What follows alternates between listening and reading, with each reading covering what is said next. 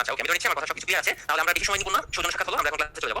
তো আজকের টপিকটা হচ্ছে আমাদের কম্পিউটার প্রোগ্রাম, প্রোগ্রামিং ল্যাঙ্গুয়েজ এবং প্রোগ্রামিং ল্যাঙ্গুয়েজের যে জেনারেশনগুলো ছিল সেগুলো নিয়ে কিছু আলোচনা আছে। সাথে মোস্ট ইম্পর্টেন্ট টপিক যেটা, যেখানে একটু বোঝাবুঝি জিনিসপত্র থাকে, কম্পিউটার নম্বর সিস্টেম, লজিক গেট, এই জিনিসও থাকবে। আর তার সাথে ডেটাবেস সিস্টেমে শুরুতে কিছু দুইটা স্লাইড আমাদের আছে। তো শুরুতে একটু বলে রাখি যে কম্পিউটার প্রোগ্রাম, প্রোগ্রামিং ল্যাঙ্গুয়েজ, ল্যাঙ্গুয়েজগুলো জেনারেশন, তারপর ডেটাবেস সিস্টেম, এখান থেকে আসলে প্রশ্ন আসে বা খুব রেয়ার, একটা দুটো বিষয় আসে। এবং এখানে স্লাইডে যতটুকু আছে আমাদের প্রিপারেশন বুক যদি দেখেন, তো সেক্ষেত্রে মোর দ্যান এনাফ, বেশি এখানে খুব বেশি সময় দেওয়ার প্রয়োজন নাই। ঠিক আছে? আচ্ছা, আর সিলেবাস সবাই ভালো করে জানেন, ইন্টার আইসিটি বইটা ভালো করে দেখতে হবে। কত কত চ্যাপ্টার মনে আছে? প্রতিটা ক্লাসে কিন্তু বলি 1 2 3 তিনটা চ্যাপ্টার দেখতে হবে। Inter ICT class 11 12 ICT Mujibur Rahman বা প্রকৌশলী মুজিবুল হকের যে বইটা আছে ওই বইটা কি। আচ্ছা, আর এর সাথে আমাদের প্রিপারেশন বুক মাস্ট অফকোর্স দেখবেন। তো যাত্রা শুরু করি। আজকের টপিকগুলো একটু সাজিয়ে দেখানো হয়েছে এই স্লাইডটাতে। ফার্স্ট স্লাইডে চলে আসি। প্রথমটাই হচ্ছে ডেটাবেস বা ডেটাবেস সিস্টেম বা ডিবিএমএস। আচ্ছা, ডেটাবেস ম্যানেজমেন্ট সিস্টেমকে সংক্ষেপে ডিবিএমএস বলা হয় এবং ডিবিএমএস টা হচ্ছে মোটামুটি বিসিএস এর রিটেনে এখান থেকে প্রশ্ন কয়েকবার আসছে, 37 এসেছিল, 35 এমন এসেছিল। এখান থেকে 2 মার্ক 3 মার্কের প্রশ্নগুলো আসে রিটেনের ক্ষেত্রে। এখন কথা হচ্ছে বিলির ক্ষেত্রে আমরা তাহলে কি করব? হ্যাঁ, বিলিতে আমরা যা পড়ব রিটেনে বলতে গেলে প্রায় একই রকম জিনিস পড়ব, খুব বেশি নতুন কিছু এখানে থাকে না। তো ডেটাবেস সম্পর্কে আপনারা যেহেতু অনেকেই কম্পিউটার চালনা করেন এবং মোটামুটি ইঞ্জিনিয়াররা অনেকে আছেন এবং ইঞ্জিনিয়ারিং বাইরেও যারা আছেন, সবাই কিন্তু ডাটা কি বা ইনফরমেশন কি এগুলো সম্পর্কে আইডিয়া আছে। আচ্ছা বলেন ভাই, ডেটা কি আর ইনফরমেশন কি? দেখি আপনাদের কাছে একটু প্রথমে অ্যানসারটা জেনে নিই। ডেটা কি জিনিস আর ইনফরমেশন কি জিনিস?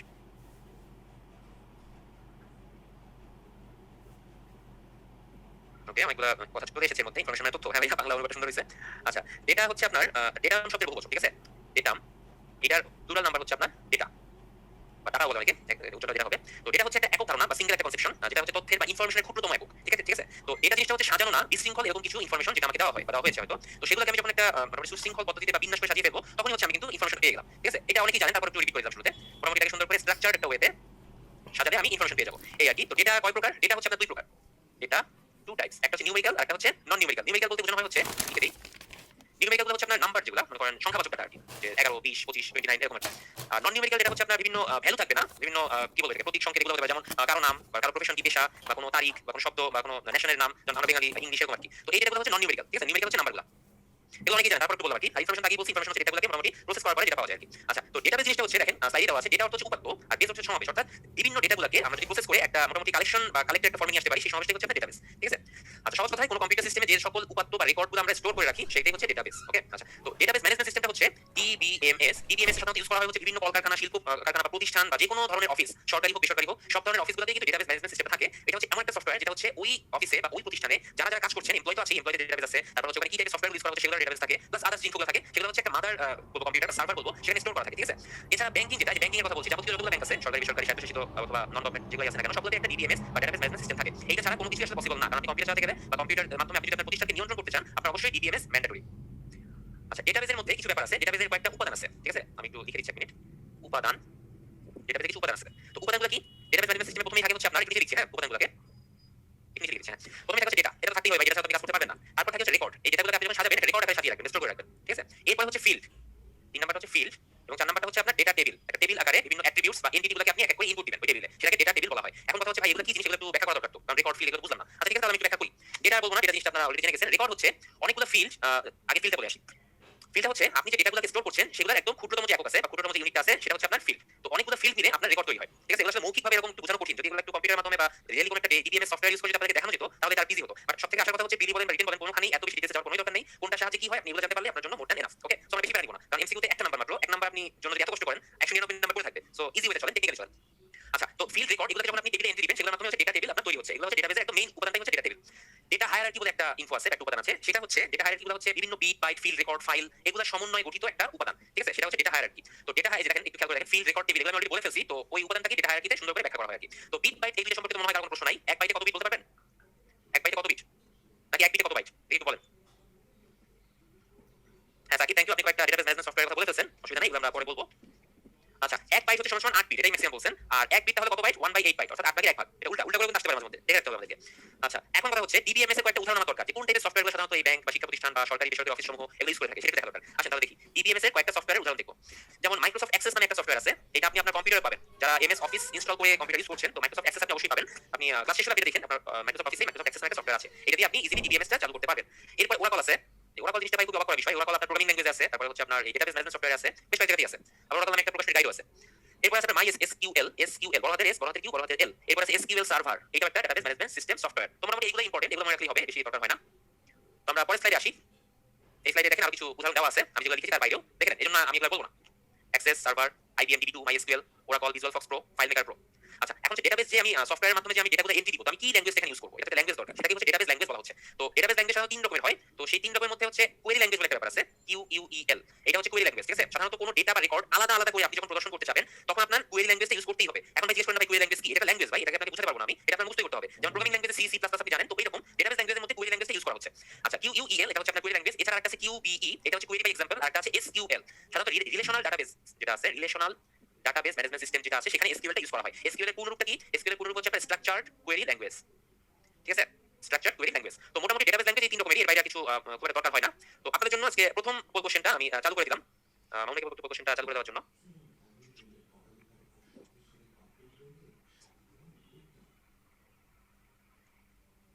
ওকে, আপনাদের জন্য পোলটা লঞ্চ হয়ে গেছে। জাস্ট হাফ মিনিট টাইম পাবেন, এর বেশি সময় দিব না। এটা ভাই ভুল করা যাবে না। আমি কেবল কথাটা বলে আপনাদেরকে পোল কোশ্চেন নিয়ে আসছি।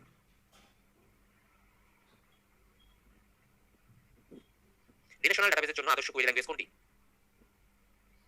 আচ্ছা, আপনাদের হাফ মিনিট শেষ হয়ে গেল, পোলটা ক্লোজ করে দিচ্ছি। রেজাল্ট একটু দেখেন। হ্যাঁ, আপনারা রাইট অ্যান্সার দিয়েছেন 61%, বাট বাকি 39% ভুল অ্যান্সার দিয়েছেন। আচ্ছা, কি ভুলটা হয়েছিল? ভুলটা হয়েছিল হচ্ছে আপনার কোয়েরি ল্যাঙ্গুয়েজ হচ্ছে সবগুলোকে মিন করেছেন। অল অফ দ্য অ্যাবভ আপনারা দিয়েছেন অনেকেই, 26% এটা করেছেন। এটা তো না, আমি উল্লেখ করে দিয়েছিলাম রিলেশনাল ডাটাবেস ম্যানেজমেন্ট সিস্টেম। আমি আগে স্লাইডে বলেছিলাম রিলেশনাল DBMS এর জন্য হচ্ছে স্ট্রাকচারড কোয়েরি ল্যাঙ্গুয়েজ বা SQL, এটা কথা বলেছিলাম। সো এই ভুলটা আসলে করা উচিত ছিল না, হয়তো কথাটা আপনারা অনেক খেয়াল করেন নাই। আচ্ছা, যাই হোক, এটা জেনে রাখেন, আর ভুল করা যাবে না। তো ডেটাবেস ম্যানেজমেন্ট সিস্টেম মোটামুটি এইটুকুই। এরপর আমরা চলে আসবো হচ্ছে প্রোগ্রামিং ল্যাঙ্গুয়েজ। প্রোগ্রামিং ল্যাঙ্গুয়েজকে ধীরে ধীরে বর্তমানে আমরা যে প্রোগ্রামিং ল্যাঙ্গুয়েজ ইউজ করতেছি, একদম কম্পিউটার শুরুর দিকে এই প্রোগ্রামিং ল্যাঙ্গুয়েজটা ছিল না। বিভিন্ন উত্থান পতনের মাধ্যমে কিন্তু আস্তে আস্তে এই ল্যাঙ্গুয়েজের জেনারেশনটা আপডেট হয়েছে। অ্যাজ ইউজুয়াল আমরা যখন কম্পিউটারের জেনারেশন করেছি, সিমিলার ওয়েতে এই কম্পিউটার ল্যাঙ্গুয়েজেরও প্রোগ্রামিং ল্যাঙ্গুয়েজের জেনারেশন আছে। তো 5টা জেনারেশন আছে, first, second, third, fourth, fifth. তো মোটামুটি প্রথম প্রজন্ম নিয়ে আমরা কথা শুরু করি। স্লাইডটা আপনারা দেখেন, আমার কথাগুলোর সাথে খেয়াল করেন। আমি সংক্ষেপে স্লাইডটা এক স্লাইডে 5টা জেনারেশন লিখে দিয়েছি। তো আমি একটা কাজ করি, এটা হচ্ছে আমি একটা স্লাইড অ্যাড করে নিই, তাহলে আমার লিখতে সুবিধা হবে, এখানে জায়গা একটু কম আছে। ওকে, আমরা একটা স্লাইড অ্যাড করে দিলাম। আমরা এখন 5টা জেনারেশন নিয়ে কথা বলবো। তো প্রথম জেনারেশন আমি সংক্ষেপে 1G লিখলাম, ঠিক আছে? 1G প্রথম জেনারেশনের ল্যাঙ্গুয়েজ কেমন ছিল? একদম যখন ফার্স্ট জেনারেশনের প্রোগ্রামিং ল্যাঙ্গুয়েজগুলো তৈরি হয়, ও বাই দ্য ওয়ে, তার আগে ফার্স্ট কম্পিউটার প্রোগ্রামিং ল্যাঙ্গুয়েজের জনক কে বা ফার্স্ট কম্পিউটার প্রোগ্রামার কে বলতে পারবেন কেউ? আমি আমার একদম শুরুর কাছে আপনাদেরকে বলেছিলাম, এটা কম্পিউটার ওয়াইসিটির 1 নাম্বার লেকচারটা যেটা। হ্যাঁ, অনেকেই গাইড আনসার দিয়েছেন ভাই চার্লস বেবেজের নাম কেন লিখলেন আপনি? চার্লস বেবেজ তো কম্পিউটারের জনক, উনি তো প্রোগ্রামিং ল্যাঙ্গুয়েজের জনক না। হ্যাঁ, ঠিক আছে, লিখতে হবে। Thank you. লর্ড বাইরনের কন্যা লেডি অগাস্টা অ্যাডা লাভলেস, বা সংক্ষেপে অ্যাডা লাভলেস। তো হ্যাঁ, একটা মেয়ে ছিল, সে আপনার মতো একটা মেয়ে। তো first generation computer programming language তৈরি হয়েছিল একদম শুরু থেকে 1945 থেকে 1949 সালের মধ্যে। তো তখন যে ল্যাঙ্গুয়েজ ছিল সেটা হচ্ছে মেশিন ল্যাঙ্গুয়েজ। খেয়াল করেন, তখন ল্যাঙ্গুয়েজ ছিল হচ্ছে আপনার মেশিন ল্যাঙ্গুয়েজ, ঠিক আছে? কারণ আমরা একটা কম্পিউটার নামক মেশিনে ইনপুট দিচ্ছি, সো নামটা দেওয়া হয়েছিল ওই কারণে মেশিন ল্যাঙ্গুয়েজ। তো কম্পিউটার তো মানুষের ভাষা বুঝতে পারে না, সাধারণত বাইনারি বুঝে, আমরা যেটা জানি 0 এবং 1। তো সেক্ষেত্রে কি করা হতো? এই মেশিন ল্যাঙ্গুয়েজের ক্ষেত্রে কিছু বৈশিষ্ট্য ছিল। মেশিন ল্যাঙ্গুয়েজের জন্য হচ্ছে অবজেক্ট প্রোগ্রাম থাকতো একটা, ঠিক আছে? মেশিন ল্যাঙ্গুয়েজে একটা অবজেক্ট প্রোগ্রাম লিখতে হতো, দেন সেটা কম্পিউটারে ইনপুট দেওয়া হতো। তো এখানে হচ্ছে আপনার বিট, বাইট, মেমোরি অ্যাড্রেস এগুলো ইউজ করা হয়েছে। বিট ছিল, বাইট ছিল, মেমোরি অ্যাড্রেস বা এমএসসি ম্যাক অ্যাড্রেস এগুলো ইউজ করা হয়েছিল। তো এখানে সুবিধা কি ছিল? সুবিধাগুলো ছিল হচ্ছে, একটু ছোট করে লিখে দিই। সুবিধা হচ্ছে আপনার প্রোগ্রামগুলো খুব ছোট ছিল। প্রোগ্রামগুলো সাইজে ছোট ছিল, লিখতে সহজ ছিল, খুব দ্রুত মেশিন ইনপুট দেওয়া যেত, আর মেমোরি কম লাগতো, মেমোরি স্পেসটা কম লাগতো। আর অসুবিধা ছিল হচ্ছে আপনার কোনো রকম ট্রান্সলেটর বা অনুবাদক বা কম্পাইলার ইন্টারপ্রিটার যেটাই বলেন না কেন, কোনো কিছুরই প্রয়োজন হতো না, অনুবাদকের প্রয়োজন ছিল না। এটা ছিল সুবিধা। আচ্ছা, অসুবিধা কি ছিল? অসুবিধা ছিল হচ্ছে আপনার যে এই মেশিন ভাষায় লিখিত যে প্রোগ্রামগুলো, এগুলো সাধারণত বোঝা যেত না, ঠিক আছে? খুবই জটিল ছিল এবং সময় সাপেক্ষ ছিল। প্রোগ্রাম ছোট হলেও এটা জটিল ছিল। আচ্ছা, হ্যাঁ, টাইম কনজিউমিং। আরেকটা জিনিস হচ্ছে এইখানে আপনি একটা কম্পিউটারের জন্য যে মেশিন ল্যাঙ্গুয়েজটা ব্যবহার করতেছেন, সেই ল্যাঙ্গুয়েজটা অন্য কম্পিউটারে ইনপুট দেওয়া যেত না, অর্থাৎ এটা ইউনিভার্সাল বা সার্বজনীন ছিল না। তো এইগুলো ছিল মোটামুটি অসুবিধা। তো আমরা 1G থেকে এখন 2G তে চলে আসি। 2G তে কি হলো? 2G এর জেনারেশনটা ছিল হচ্ছে আপনার 1950 থেকে মোটামুটি 1959 পর্যন্ত। তো এইখানে যে ল্যাঙ্গুয়েজ ইউজ করা হয়েছিল সেটা হচ্ছে অ্যাসেম্বলি ল্যাঙ্গুয়েজ। অ্যাসেম্বলি ল্যাঙ্গুয়েজ, ওকে? তো এই ল্যাঙ্গুয়েজে কি কি বৈশিষ্ট্য ছিল? এখানে সাধারণত এক ধরনের সাংকেতিক কোড ইউজ করা হতো, তো একে সিম্বলিক কোড বলা হতো। সিম্বলিক কোড ইউজ করা হতো এই ধরনের অ্যাসেম্বলি ল্যাঙ্গুয়েজে। তো এখানে বাইনারি পরিবর্তে কিছু শব্দ, সংকেত বা কোড যেটা বললাম, এগুলো ইউজ করা হতো। এবং সুবিধা সমূহ ছিল হচ্ছে, এই সুবিধা হচ্ছে আপনার মেশিন ল্যাঙ্গুয়েজের থেকে টাইম কম লাগতো, প্রোগ্রামটা করতে টাইম কম লাগতো। 2 নাম্বার হচ্ছে এই ধরনের প্রোগ্রামে আগের যে মেশিন ল্যাঙ্গুয়েজ ছিল সেখান থেকে ভুলের পরিমাণ কিছুটা কমে গেল, ভুলের পরিমাণ কম হলো, ঠিক আছে? সংক্ষেপে লিখেছি, বুঝে নিন। আচ্ছা, এখন অসুবিধা কি ছিল ভাই? কোনো কিছুই সুবিধা মানে এককভাবে থাকে না, দুইটা মিলে মিলে থাকে। তো এর অসুবিধা ছিল কি? অসুবিধা ছিল যে ছোট আকৃতির যে কম্পিউটারগুলো ছিল, সেই কম্পিউটারে হচ্ছে আপনার এই অ্যাসেম্বলি ল্যাঙ্গুয়েজটা ইউজ করা একটু কঠিন হয়ে যেত, এবং এখানে হচ্ছে আপনার অনুবাদকের প্রয়োজন হতো, অনুবাদক দরকার ছিল। এটা একটা অসুবিধা ছিল, কারণ মেশিন ল্যাঙ্গুয়েজ আমরা দেখেছি কোনো অনুবাদকের দরকার ছিল না। তো এখানে কাজের ঝামেলা যুক্ত হয়েছে। ওকে, আমরা 2G থেকে আবার চলে আসবো 3G তে। 3G জেনারেশন কি ছিল? 3G তে হচ্ছে আপনার 1960 থেকে 1969 এই 9 বছর বা 10 বছরের সময়কালে third generation programming language develop হয়েছিল। তো এটাকে বলা হয় হচ্ছে আপনার হাই লেভেল ল্যাঙ্গুয়েজ বা উচ্চতর ল্যাঙ্গুয়েজ। হাই লেভেল ল্যাঙ্গুয়েজ বলা হতো এটাকে। আচ্ছা, এই সময়টাতে আপনার কিছু প্রোগ্রামিং ল্যাঙ্গুয়েজ ধীরে ধীরে যেগুলো আমরা বর্তমানে ইউজ করতেছি, তো সেগুলো আস্তে আস্তে ডেভেলপ করা শুরু করলো। আপনারা ড্যানিয়েল রিচির নাম শুনেছেন কে কে? ড্যানিয়েল রিচি নাম শুনেছেন কিনা কেউ? হ্যাঁ, অনেকেই শুনেছেন। বেল ল্যাবে উনি হচ্ছেন computer language C, C plus plus এগুলো ডেভেলপ করার জন্য অনেক বেশি অবদান রেখেছিলেন উনি। তো এটা হচ্ছে সেই 1969-70 সালের সময় কথা বলছি। হ্যাঁ, ডেনিস রিচি বা ড্যানিয়েল রিচি যেটা বলেন না কেন, সি প্রোগ্রামিং এর জনক। হ্যাঁ, রিচি বইটা আমরা পড়ছিলাম আমাদের ইঞ্জিনিয়ারিং সময়, অনেক বেশি প্যাশন লেখা ছিল খুবই। তো যেখানে ছিলাম, তো এখানে কি কি টাইপের ল্যাঙ্গুয়েজ ইউজ করা হয়েছে সেগুলো একটা নাম দেখে নিই। ফোরট্রান নামে একটা ল্যাঙ্গুয়েজ ছিল, তারপর হচ্ছে বেসিক নামে একটা ল্যাঙ্গুয়েজ ছিল, প্যাসকেল, তারপরে COBOL, C, C plus plus, সবগুলোই হচ্ছে আপনার মোটামুটি এই সময় ল্যাঙ্গুয়েজ, ঠিক আছে? Third generation language. Oracle, Python এগুলোর কথা বলেছিলাম ডিবিএমএস পড়ানোর সময়। তো এইগুলো সবই হচ্ছে আপনার থার্ড জেনারেশন। এখানে সুবিধা কি ছিল? সুবিধা আগে আমরা দেখব। সুবিধা হচ্ছে এইখানে ইউনিভার্সাল একটা ল্যাঙ্গুয়েজ তৈরি করা সম্ভব হয়েছিল, যে এক কম্পিউটারের ল্যাঙ্গুয়েজ আমরা সব কম্পিউটারে ইউজ করতে পারছি, ঠিক আছে? এটা সবথেকে বড় সুবিধা ছিল। আর 2 নাম্বার হচ্ছে আপনার এখানে প্রোগ্রাম লেখা সহজ, টাইম কম লাগতো, এটা তো আছেই। এখানে ভুল ত্রুটি কমে গেল, এবং এখানে ইংরেজি ভাষার কিছু শব্দ আপনারা এই প্রোগ্রামিং ল্যাঙ্গুয়েজে ইউজ করতে পারতেন ওই সময়টাতে। এছাড়া তেমন কোনো সুবিধা ছিল না। কিছু অসুবিধা ছিল, এখানে হচ্ছে প্রোগ্রামের সাইজটা একটু বড় হয়ে গিয়েছিল। অসুবিধা লিখে দিই।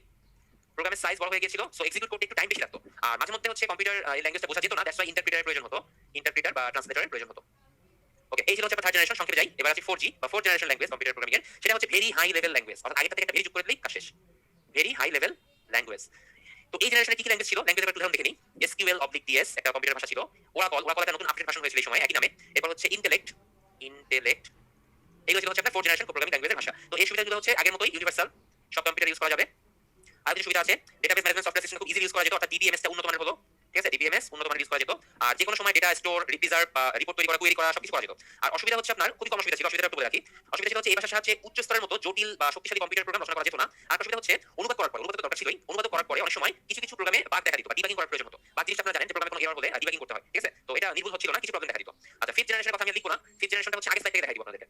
ফিফথ জেনারেশন হচ্ছে ন্যাচারাল ল্যাঙ্গুয়েজ বা স্বাভাবিক ভাষা, যেটা বর্তমান মানুষজন আমরা যে ভাষায় কথা বলছি, মনে করেন আপনি বাংলায় কথা বলেন, আপনি বাংলায় কথা বলছেন, কম্পিউটার সুন্দর করে সেটাকে ইনপুট হিসেবে নিল, সে বুঝে ফেলল আপনার ল্যাঙ্গুয়েজটা, আপনি যে ইনস্ট্রাকশন তাকে দিয়েছেন সে সুন্দর করে সেটাকে এক্সিকিউট করে দিল। তো এটা হচ্ছে আপনার মোটামুটি ন্যাচারাল ল্যাঙ্গুয়েজের একটা প্রচেষ্টা বর্তমানে চলমান রয়েছে। আর আগে যে অংশগুলো আমি আগে পরের স্লাইডে লিখে ফেলেছি সেগুলো উপরের স্লাইডে আছে, এগুলো দেখে নেবেন, আমি সব বলে ফেলছি, কোনো কিছু বাদ নাই। আচ্ছা, তাহলে আমি পরের স্লাইডে চলে যাচ্ছি। কিছু প্রোগ্রামিং ল্যাঙ্গুয়েজ আপনাদের এখানে দেওয়া আছে একটা স্লাইডে, আপনারা একটু দেখবেন, আপনাদের জন্য হাফ মিনিট টাইম দিলাম, এই স্লাইডে ভালো করে দেখেন।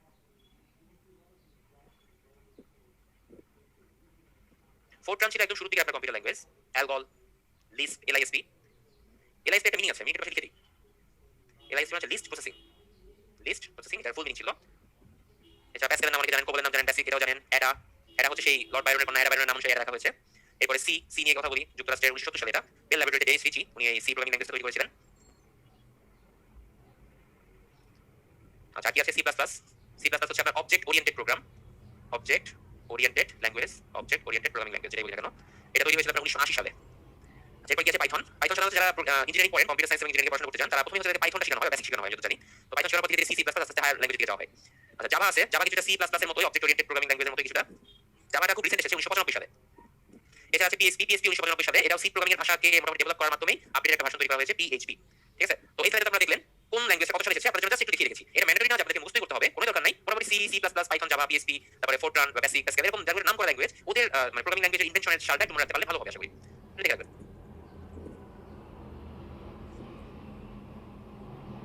আচ্ছা, আমাদের দেখা হলো আশা করি। তো আমরা আমাদের দ্বিতীয় কোশ্চেনে চলে যাব। আজকে দ্বিতীয় কোশ্চেন, আমি একটু কো-প্যানেলিস্ট বা হোস্টকে রিকোয়েস্ট করব কোশ্চেনটা লঞ্চ করে দেওয়ার জন্য।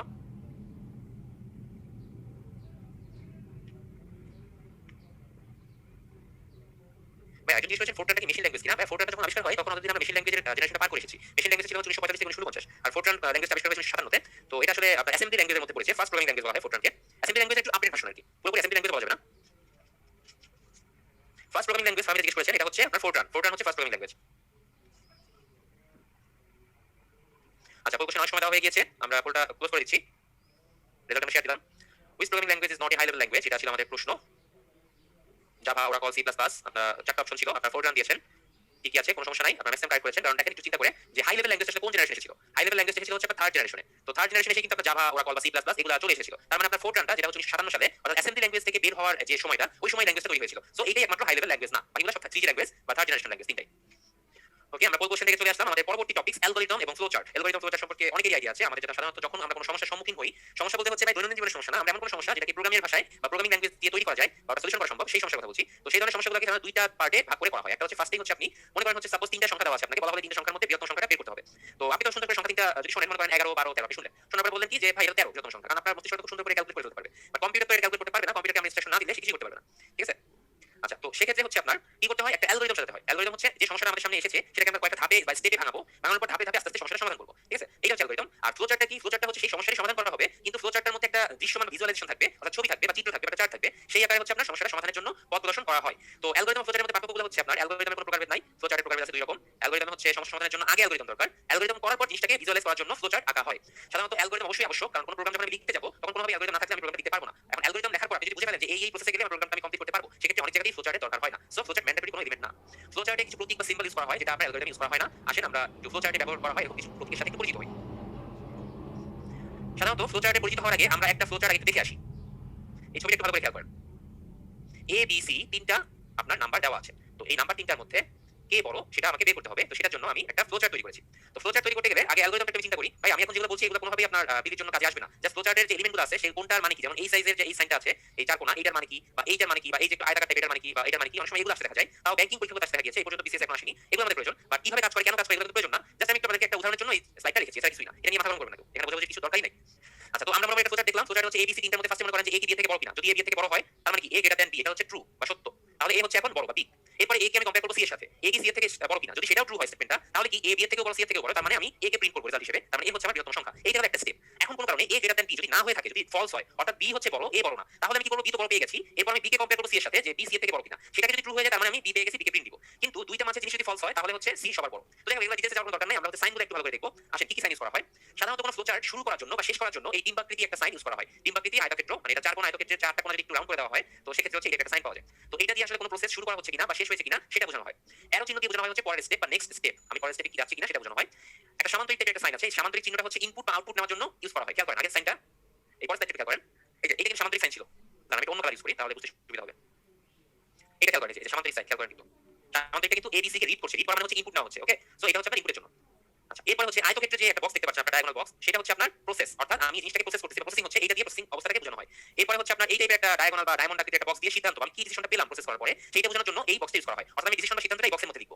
এরপর হচ্ছে যদি একটা সিদ্ধান্তের সাথে একটা সিদ্ধান্ত যোগ করতে হয় বা এড করতে হয়, সেক্ষেত্রে অ্যাডার হিসেবে বা কানেক্টর হিসেবে আপনার এই সার্কেল বা এই বৃত্তটা ইউজ করা হয়। আর এই লাস্টের যে এই চার্টটা আছে, সেই চার্ট না, লাস্টের যে সিম্বলটা আছে, এটা হচ্ছে প্রিডিফাইন্ড প্রসেস বা অন্যত্র সংজ্ঞায়িত হওয়ার জন্য একটা ভ্যালু বের করার জন্য এটা ইউজ করা হয়। এই সিম্বলটা আসলে এই ফ্লো চার্ট ইউজ করার মতো অপশন তৈরি হয় নাই, তাই আমি দেখাতে পারতেছি না। সো এটা দেখে রাখেন জাস্ট, খুব বেশি জটিল কিছু না আশা করি। ওকে, তো ফ্লো চার্টের সিম্বলগুলো ক্লিয়ার হয়েছে?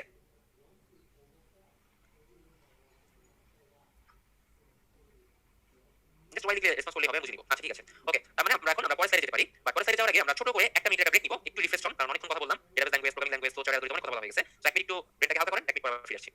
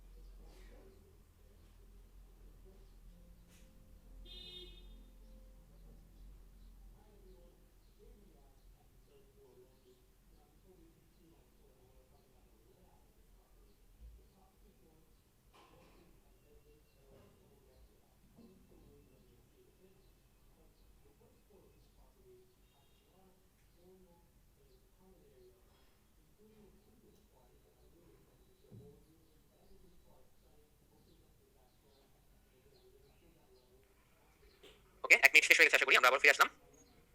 শুরু করে দিচ্ছি তাহলে। এই পর্যন্ত যা পড়ানো হয়েছে আশা করি বুঝতে পারছেন। আমরা তাহলে পরবর্তী টপিকে চলে আসবো। পরবর্তী টপিকটা হচ্ছে আমাদের ট্রান্সলেটর প্রোগ্রাম বা অনুবাদক প্রোগ্রাম।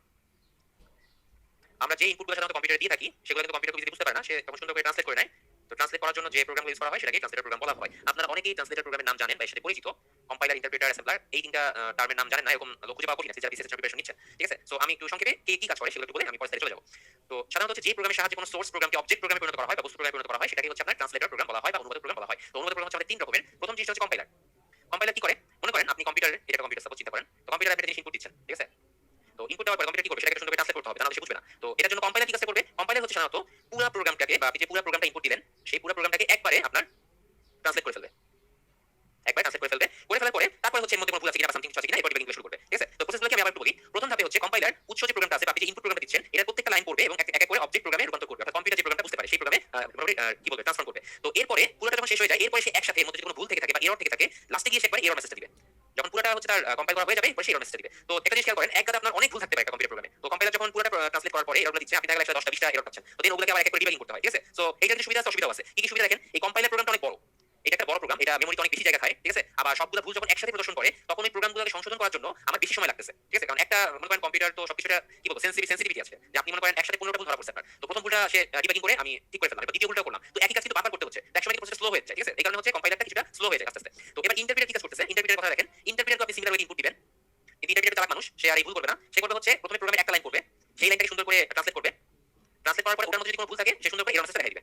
এরপরে আবার দ্বিতীয় লাইনটা ট্রান্সলেট করবে, এরপরে সে ওখানে কোনো ভুল পাইলে আবার একটা মেসেজ দেখাবে। তো আপনি যখন প্রথম লাইনটা ইন্টারপ্রিট করার পরে বা ট্রান্সলেট করার পরে যখন মেসেজটা পেয়ে যাচ্ছেন যে মধ্যে কোনো ভুল আছে, সাথে সাথে ডিবাগিং করে ঠিক করে ফেললে এরপরে সে পরেরটা চলে যাবে। সো জিনিসটা কি হচ্ছে, এখানে সুবিধা ভাই দুইটাই আছে। কি অসুবিধা সেটা আগে বলি। অসুবিধা হচ্ছে একটা একটা করে লাইন সে করতেছে, তার মানে এখানে টাইম কিন্তু কনজিউম হচ্ছে, আলটিমেটলি করে লাভ হচ্ছে না। কিন্তু যখন একটা একটা করে আপনার লাইন ট্রান্সলেট করার পর এরর মেসেজটা শো করতেছে, আপনি খুব দ্রুতই এরর মেসেজগুলোকে রিজলভ করতে পারতেছেন, কারণ আপনার প্রতিটা লাইনে এরর মেসেজ থাকবে না, তাই না? আপনি সব লাইনে ভুল করবেন না ইনশাআল্লাহ। সো সেক্ষেত্রে এখানে আবার কিছুটা টাইম সেভ হয়ে যায়। সো আসলে দুইটারই সুবিধা অসুবিধা দুইটাই আছে। সো কোনটা বেস্ট বলা একটু কঠিন, বাট সাধারণত কম্পিউটার দুইটাই ইউজ করা হয়, কম্পাইলার ইউজ করা হয়, ইন্টারপ্রেটার ইউজ করা হয়।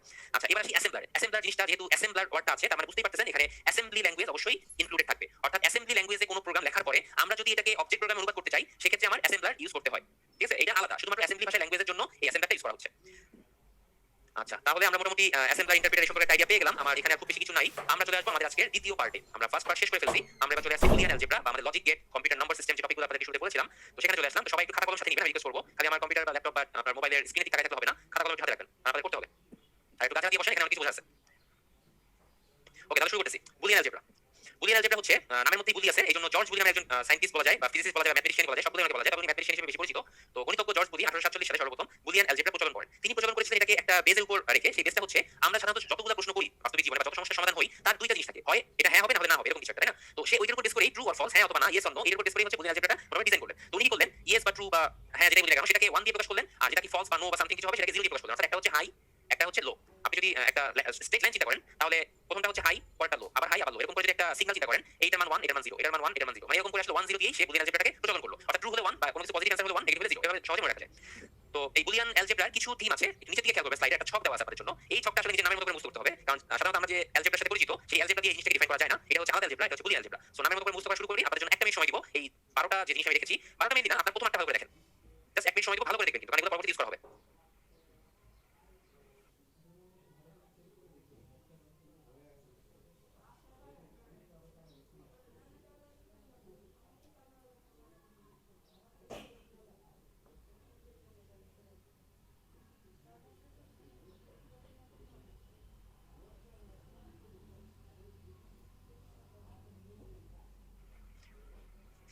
একটু জিজ্ঞেস করেছেন ভাইয়া যে এর উপরে যে একটা সাইন দেওয়া আছে, এটা মানে কি? এটা মানে হচ্ছে বার, এটাকে এ বার বলা হয়।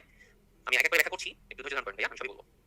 আচ্ছা, আমরা মনে হয় 8টা দেখে ফেলেছি। এখানে কিছু সাধারণের থেকে কিছু ব্যতিক্রম জিনিস রয়েছে, যেমন a + 0 = a। সাধারণত কোনো সংখ্যার সাথে 0 যোগ করলে সংখ্যাটাই থাকে, আমরা ধরে নিতে পারি। তো এটা আমরা মেনে নিলাম, a + 0 = a হতে পারে। কিন্তু a + 1 = 1 এটা কোনোভাবেই মেনে নেওয়া যায় না। কিন্তু বুলিয়ান অ্যালজেব্রার ক্ষেত্রে 1 এর সাথে আপনি যাই যোগ করেন না কেন সেটা 1 হবে। ঠিক আছে, 1 এর সাথে যাই যোগ করবেন সেটা মিলে 1 হবে। আবার দুইটা সমান সংখ্যা যোগ করলে একটা সংখ্যা পাওয়া যাবে। যেমন a + a কে যদি করেন আপনি a পাবেন, এখানে যদি a না দিয়ে আপনি z + z দিতেন, আপনি z পাবেন। ঠিক আছে, তো এরকম আর কি। এরপর হচ্ছে a বার বা a প্রাইম, এই জিনিসগুলোর মানে কি? a বার মানে হচ্ছে আপনার ইনভার্স, অর্থাৎ a এর ভ্যালু যদি 1 থাকে, a = যদি 1 হয়, a বার মানে হচ্ছে 1 এর ইনভার্স কত? বা এখানে 1 এর ইনভার্স শুধুমাত্র একটা এবং একটাই সংখ্যা, সেটা হচ্ছে 0। অর্থাৎ বুলিয়ান অ্যালজেব্রায় 1 এবং 0 ছাড়া কিছুই থাকে না। সো 1 কোথাও থাকলে তার ইনভার্সটা হবে 0, 0 কোথাও থাকলে সেটা ইনভার্সটা হবে 1। a প্রাইম দিয়েও সেম কথাটাই ব্যাখ্যা করা হয়। a প্রাইম মানে হচ্ছে আপনার ইনভার্স। দুইটা যে কোনো একটা পরীক্ষার কথা থাকতে পারে, কনফিউজ হবেন না, একই মিনিং। আচ্ছা, এরপর আছে a + a বার, দুইটা মিলে হবে হচ্ছে 1। কেন 1 হলো I don't know. a * a সাধারণত কি করতাম আমরা? a² লিখে ফেলতাম, তাই না? না ভাই, এখানে a² হবে না। দুইটা সংখ্যা যোগ করেন বা গুণ করেন, একটা সংখ্যাই পাওয়া যাবে। a * 1 = a, হ্যাঁ এটা মিলে, কোন সংখ্যার সাথে 1 গুণ করলে ওই সংখ্যাটাই পাওয়া যায়। এরপর a * a বার = 0, এটা একটা প্রমাণ করা যায় কিন্তু। ধরেন আপনি a এর মান ধরলেন 1, তাহলে a বার = অবশ্যই 0, তাহলে তখন যখন আপনি দুইটা সংখ্যাকে গুণ করবেন অবভিয়াসলি আপনি 0 পাবেন। আবার a এর মান যখন আপনি 0 ধরবেন, a বার অবশ্যই 1 হবে, এরপর আবার সেই দুইটাকে গুণ করেন, 0 * 1 = 0। সো এটাও কিন্তু ভ্যালিড, নরমাল ডিফারেন্সের সাথে এটা মিল আছে। এরপর দেখেন 0 * a বার, আপনি 0 এর সাথে যাই গুণ করেন না কেন সেটা 0 হবে, এখানেও সেম জিনিস মিলে যাচ্ছে। হ্যাঁ সুজয় ভাইয়া ঠিক বলছেন, সবগুলো প্রমাণ করা যায়, বাট প্রমাণ আসলে নেসেসারি না, আমি জাস্ট ব্যাখ্যা করে যাচ্ছি আর কি। তো 9 নাম্বারটা খেয়াল করে দেখেন, সবগুলোই প্রমাণ করা যায় এবং সবগুলো প্রমাণ করার জন্য ট্রুথ টেবিল ইউজ করা হয় বা সত্যক সারণী বলে একটা ব্যাপার আছে। লজিক গেটের যাবতীয় জিনিসগুলো প্রমাণ করার জন্য ট্রুথ টেবিল ইউজ করা হয় বা সত্যক সারণী।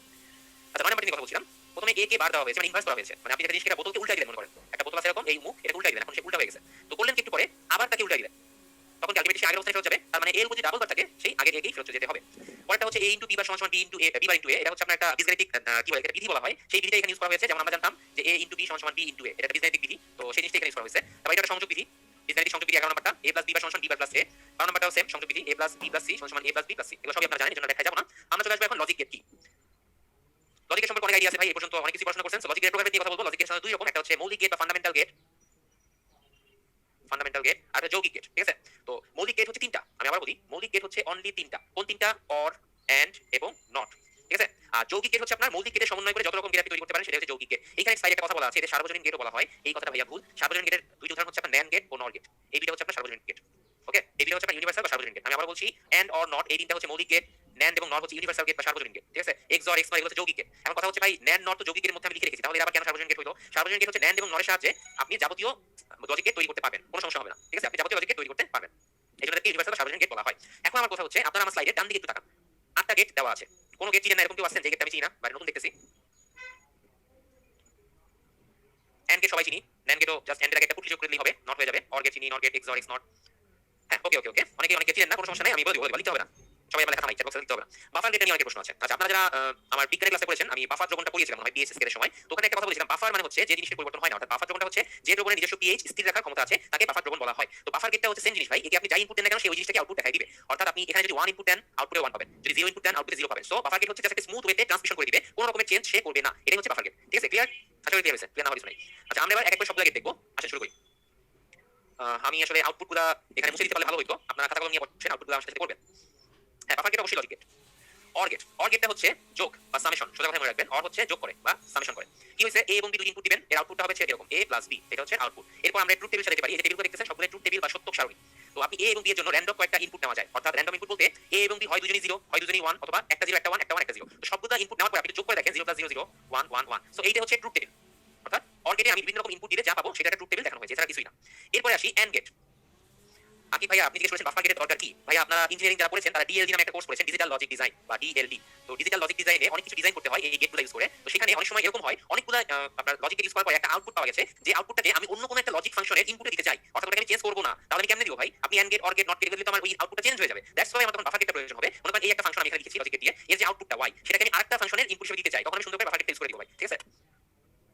আচ্ছা এরপরে এন্ড গেট, এন্ড গেটটা হচ্ছে আপনার মাল্টিপল গেট বা মাল্টিপ্লিকেশন গেট, অর্থাৎ এই হচ্ছে গুণ করবে, এন্ড হচ্ছে গুণ করবে, অর্থাৎ y সমান হবে হচ্ছে a ইনটু b। নিচে ট্রুথ টেবিল দেখানো হয়েছে, ভেরিয়াস ইনপুট নিয়ে আপনি ট্রুথ টেবিলটা সাজাতে পারেন। ঠিক আছে, এগুলো খুব সহজ জিনিস।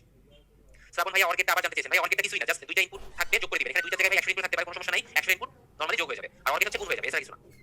এবার আসি নট গেট, নট গেটে সাধারণত একটা ইনপুট থাকে, একটা সিঙ্গেল ইনপুট পাওয়া যায়। ঠিক আছে, কখনো ডাবল ইনপুট নট গেটে তেমন দেখা যায় না। তো নট গেটটা করে কি, নট গেটটা হচ্ছে রিভার্স করে দেয়, এইজন্য নাম হচ্ছে রিভার্স গেট। অর্থাৎ আপনি যে ইনপুটটা দিবেন তাকে উল্টাই দিবেন, ছোট করে পুটলি দেখতেছেন না, এই পুটলি সেন্টার মানে হচ্ছে নট সাইড, অর্থাৎ আপনি যদি এখানে 1 ইনপুট দেন আউটপুট পাবেন হচ্ছে a bar, all time y সমান a বার, ইনপুট যদি a দেন আউটপুট পাবেন a বার, তার মানে ইনপুটে 1 দিলে আউটপুটে 0, ইনপুটে 0 দিলে আউটপুটে 1, ইজি জিনিস। হ্যাঁ এটার নাম আছে ইনভার্টার। থ্যাংক ইউ সাকিব ভাইয়া, আপনি ইনভার্টারের কথা বলেছেন, এই কথা ইনভার্টার নাম আছে। এরপর আসি ইউনিভার্সাল গেটগুলোতে, নর গেট। রাজু ভাই আপনাকে আমি আসলে কি বলবো, আপনি জিজ্ঞেস করেছেন লাস্ট স্লাইডে 1 + 1 = 1, বুঝলেন না? আমি আপনাদেরকে প্রথমে বলেছিলাম যে বুলিয়ান অ্যালজেব্রার 8টা স্লাইড শুরুতে দেখিয়েছিলাম, যে এই 8টা এলিমেন্ট ভালো করে দেখেন। সেখানে বলেছিলাম যে দুইটা একই সংখ্যা যোগ করলে একটা সংখ্যাই পাওয়া যাবে, 1 + 1 কখনো 2 হবে না। আমি a + a দিয়ে 2 এ কখনো লিখি না, আমি লিখেছি a + a = a। ওকে, একটু আবার স্লাইডে দেখে নেবেন। হ্যাঁ আচ্ছা নর গেটটা কি ভাই? নর গেটের মধ্যে অর তো আছে তাই না, তার মানে এখানে অবশ্যই অর ইউজ করা হবে। অর গেটের কাজ কি ছিল ভাই? অর গেটের কাজ ছিল হচ্ছে সাম করা বা যোগ করা, তার মানে আমি ইনপুট দুইটাকে সুন্দর করে যোগ করব। ওকে, কিন্তু ওই যে একটা n দেওয়া আছে, মানে n মানে পুটলি দেওয়া আছে, এই পুটলির জন্য আউটপুটটা হয়ে যাবে a + b উপরে একটা বার, অর্থাৎ a + b অরে যোগ করি, যোগ করার পর যেটা পাওয়া যায় সেটাকে ইনভার্স করে দিবে এই নর gate.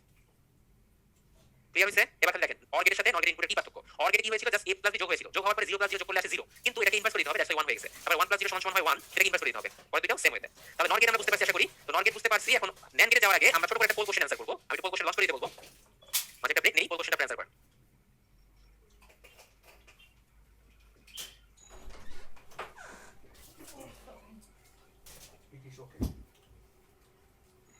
Computer that translates one program instruction at a time into machine language is called a or an কি, অর্থাৎ যে কম্পিউটার ট্রান্সলেট করতেছে একটা প্রোগ্রামকে at a time into machine language, একবারে করে ফেলতেছে তাই না, এরকম তো মনে হয় কিছু।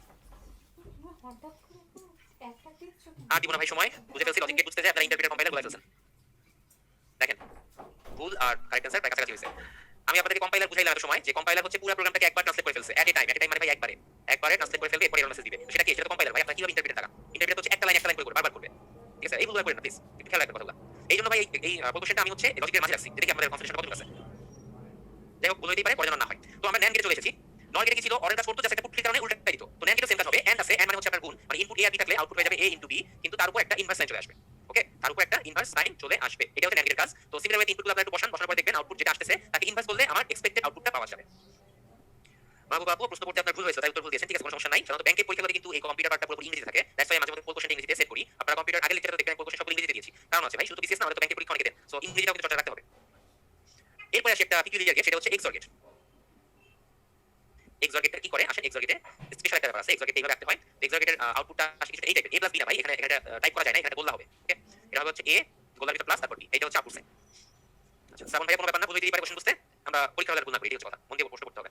আচ্ছা a XOR b, এইটাকে যদি প্রকাশ করা হয় সেটা আসে এরকম a bar * b + a * b বার। আপনারা ম্যাক্সিমাম এই জিনিসটা জানেন, এটা খুব বেশি বলার কিছু নাই। সো এখানে আমরা সম্পূর্ণ ইনপুটগুলো এরকম র্যান্ডম দেওয়া দিব, দেওয়ার পরে এরকম আউটপুট পাওয়া যায়। তো এখান থেকে প্রিভিয়াস বিসিএস একবার একটা প্রশ্ন এসেছিল যে কোন গেটে সিমিলার ইনপুট দিলে আউটপুট 0 পাওয়া যায়।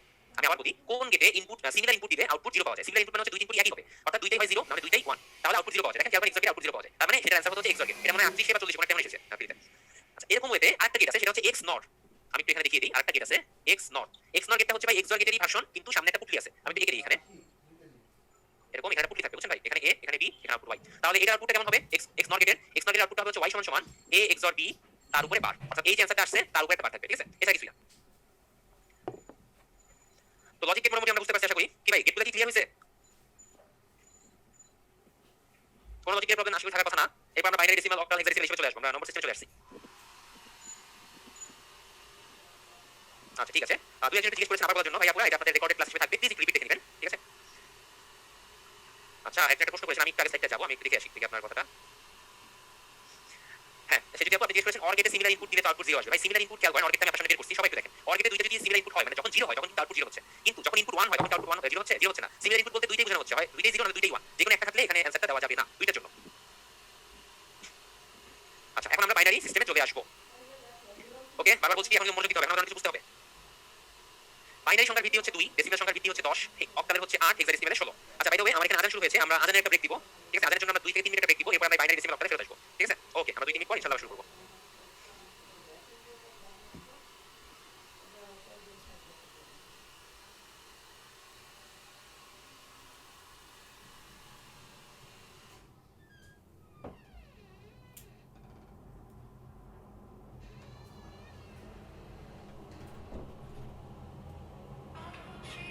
মুন্না ভাইয়া আপনার প্রবলেম সলভ আশা করি হয়ে গেছে, ছবিটা আপনার জন্য দেওয়া হয়েছে।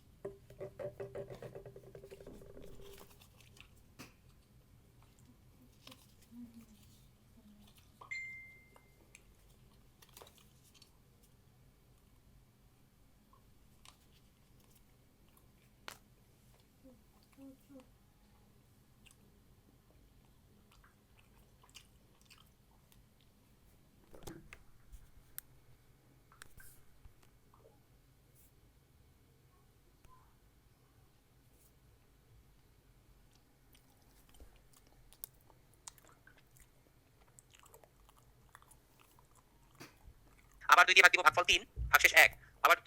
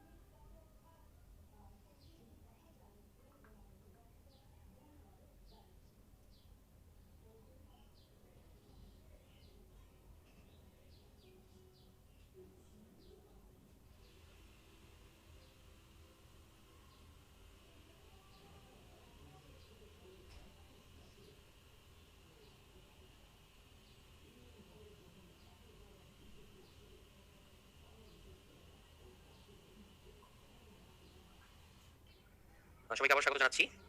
আমি কি শুরু করবো? সবাই আছেন? একটু রেসপন্স করেন তাহলে আমি শুরু করে দিই। ওকে, ঠিক আছে, আমি শুরু করছি। সবাই একটু মনোযোগী হবেন। আচ্ছা, আমরা এখন নাম্বার সিস্টেম নিয়ে কথা বলবো। তো নাম্বার সিস্টেম নিয়ে কথা বলার আগে আমি একটা স্লাইড অ্যাড করে দিব। ঠিক আছে? স্লাইড অ্যাড করলে আপনাদের জন্য বুঝতে সুবিধা হবে। যাবতীয় যত ট্রান্সফরমেশন গুলো আছে, দশমিক থেকে বাইনারি, বাইনারি থেকে দশমিক বা অক্টাল, হেক্সাডেসিমাল যা যা আছে সবগুলোকে আমি একটা স্লাইডের মধ্যে সামারাইজ করব বা একটা বা দুইটা স্লাইডের মধ্যে। সেগুলো একটু ভালো করে খেয়াল করেন। তাহলে বুঝতে পারবেন আসলে কিভাবে আমাদের কাজ করতে হবে। তো শুরুতে একটু বলে নেই, চার ধরনের সংখ্যা পদ্ধতি আছে আমাদের। আপনারা অনেকেই জানেন। সেটা হচ্ছে ডেসিমাল বা দশমিক সংখ্যা পদ্ধতি। ডেসিমালে কি হয়? 0 থেকে 9 পর্যন্ত, তাই না? এরপরে কি আছে? বাইনারি। বাইনারি শুধু 0 এবং 1। এরপরে আছে আপনার অক্টাল। অক্টাল হচ্ছে 0 থেকে 7 পর্যন্ত। ওকে? অক্টাল মানে হচ্ছে 8 এর আগ পর্যন্ত থাকবে। 8টা সংখ্যা থাকবে। ওকে? এরপরে হচ্ছে হেক্সাডেসিমাল।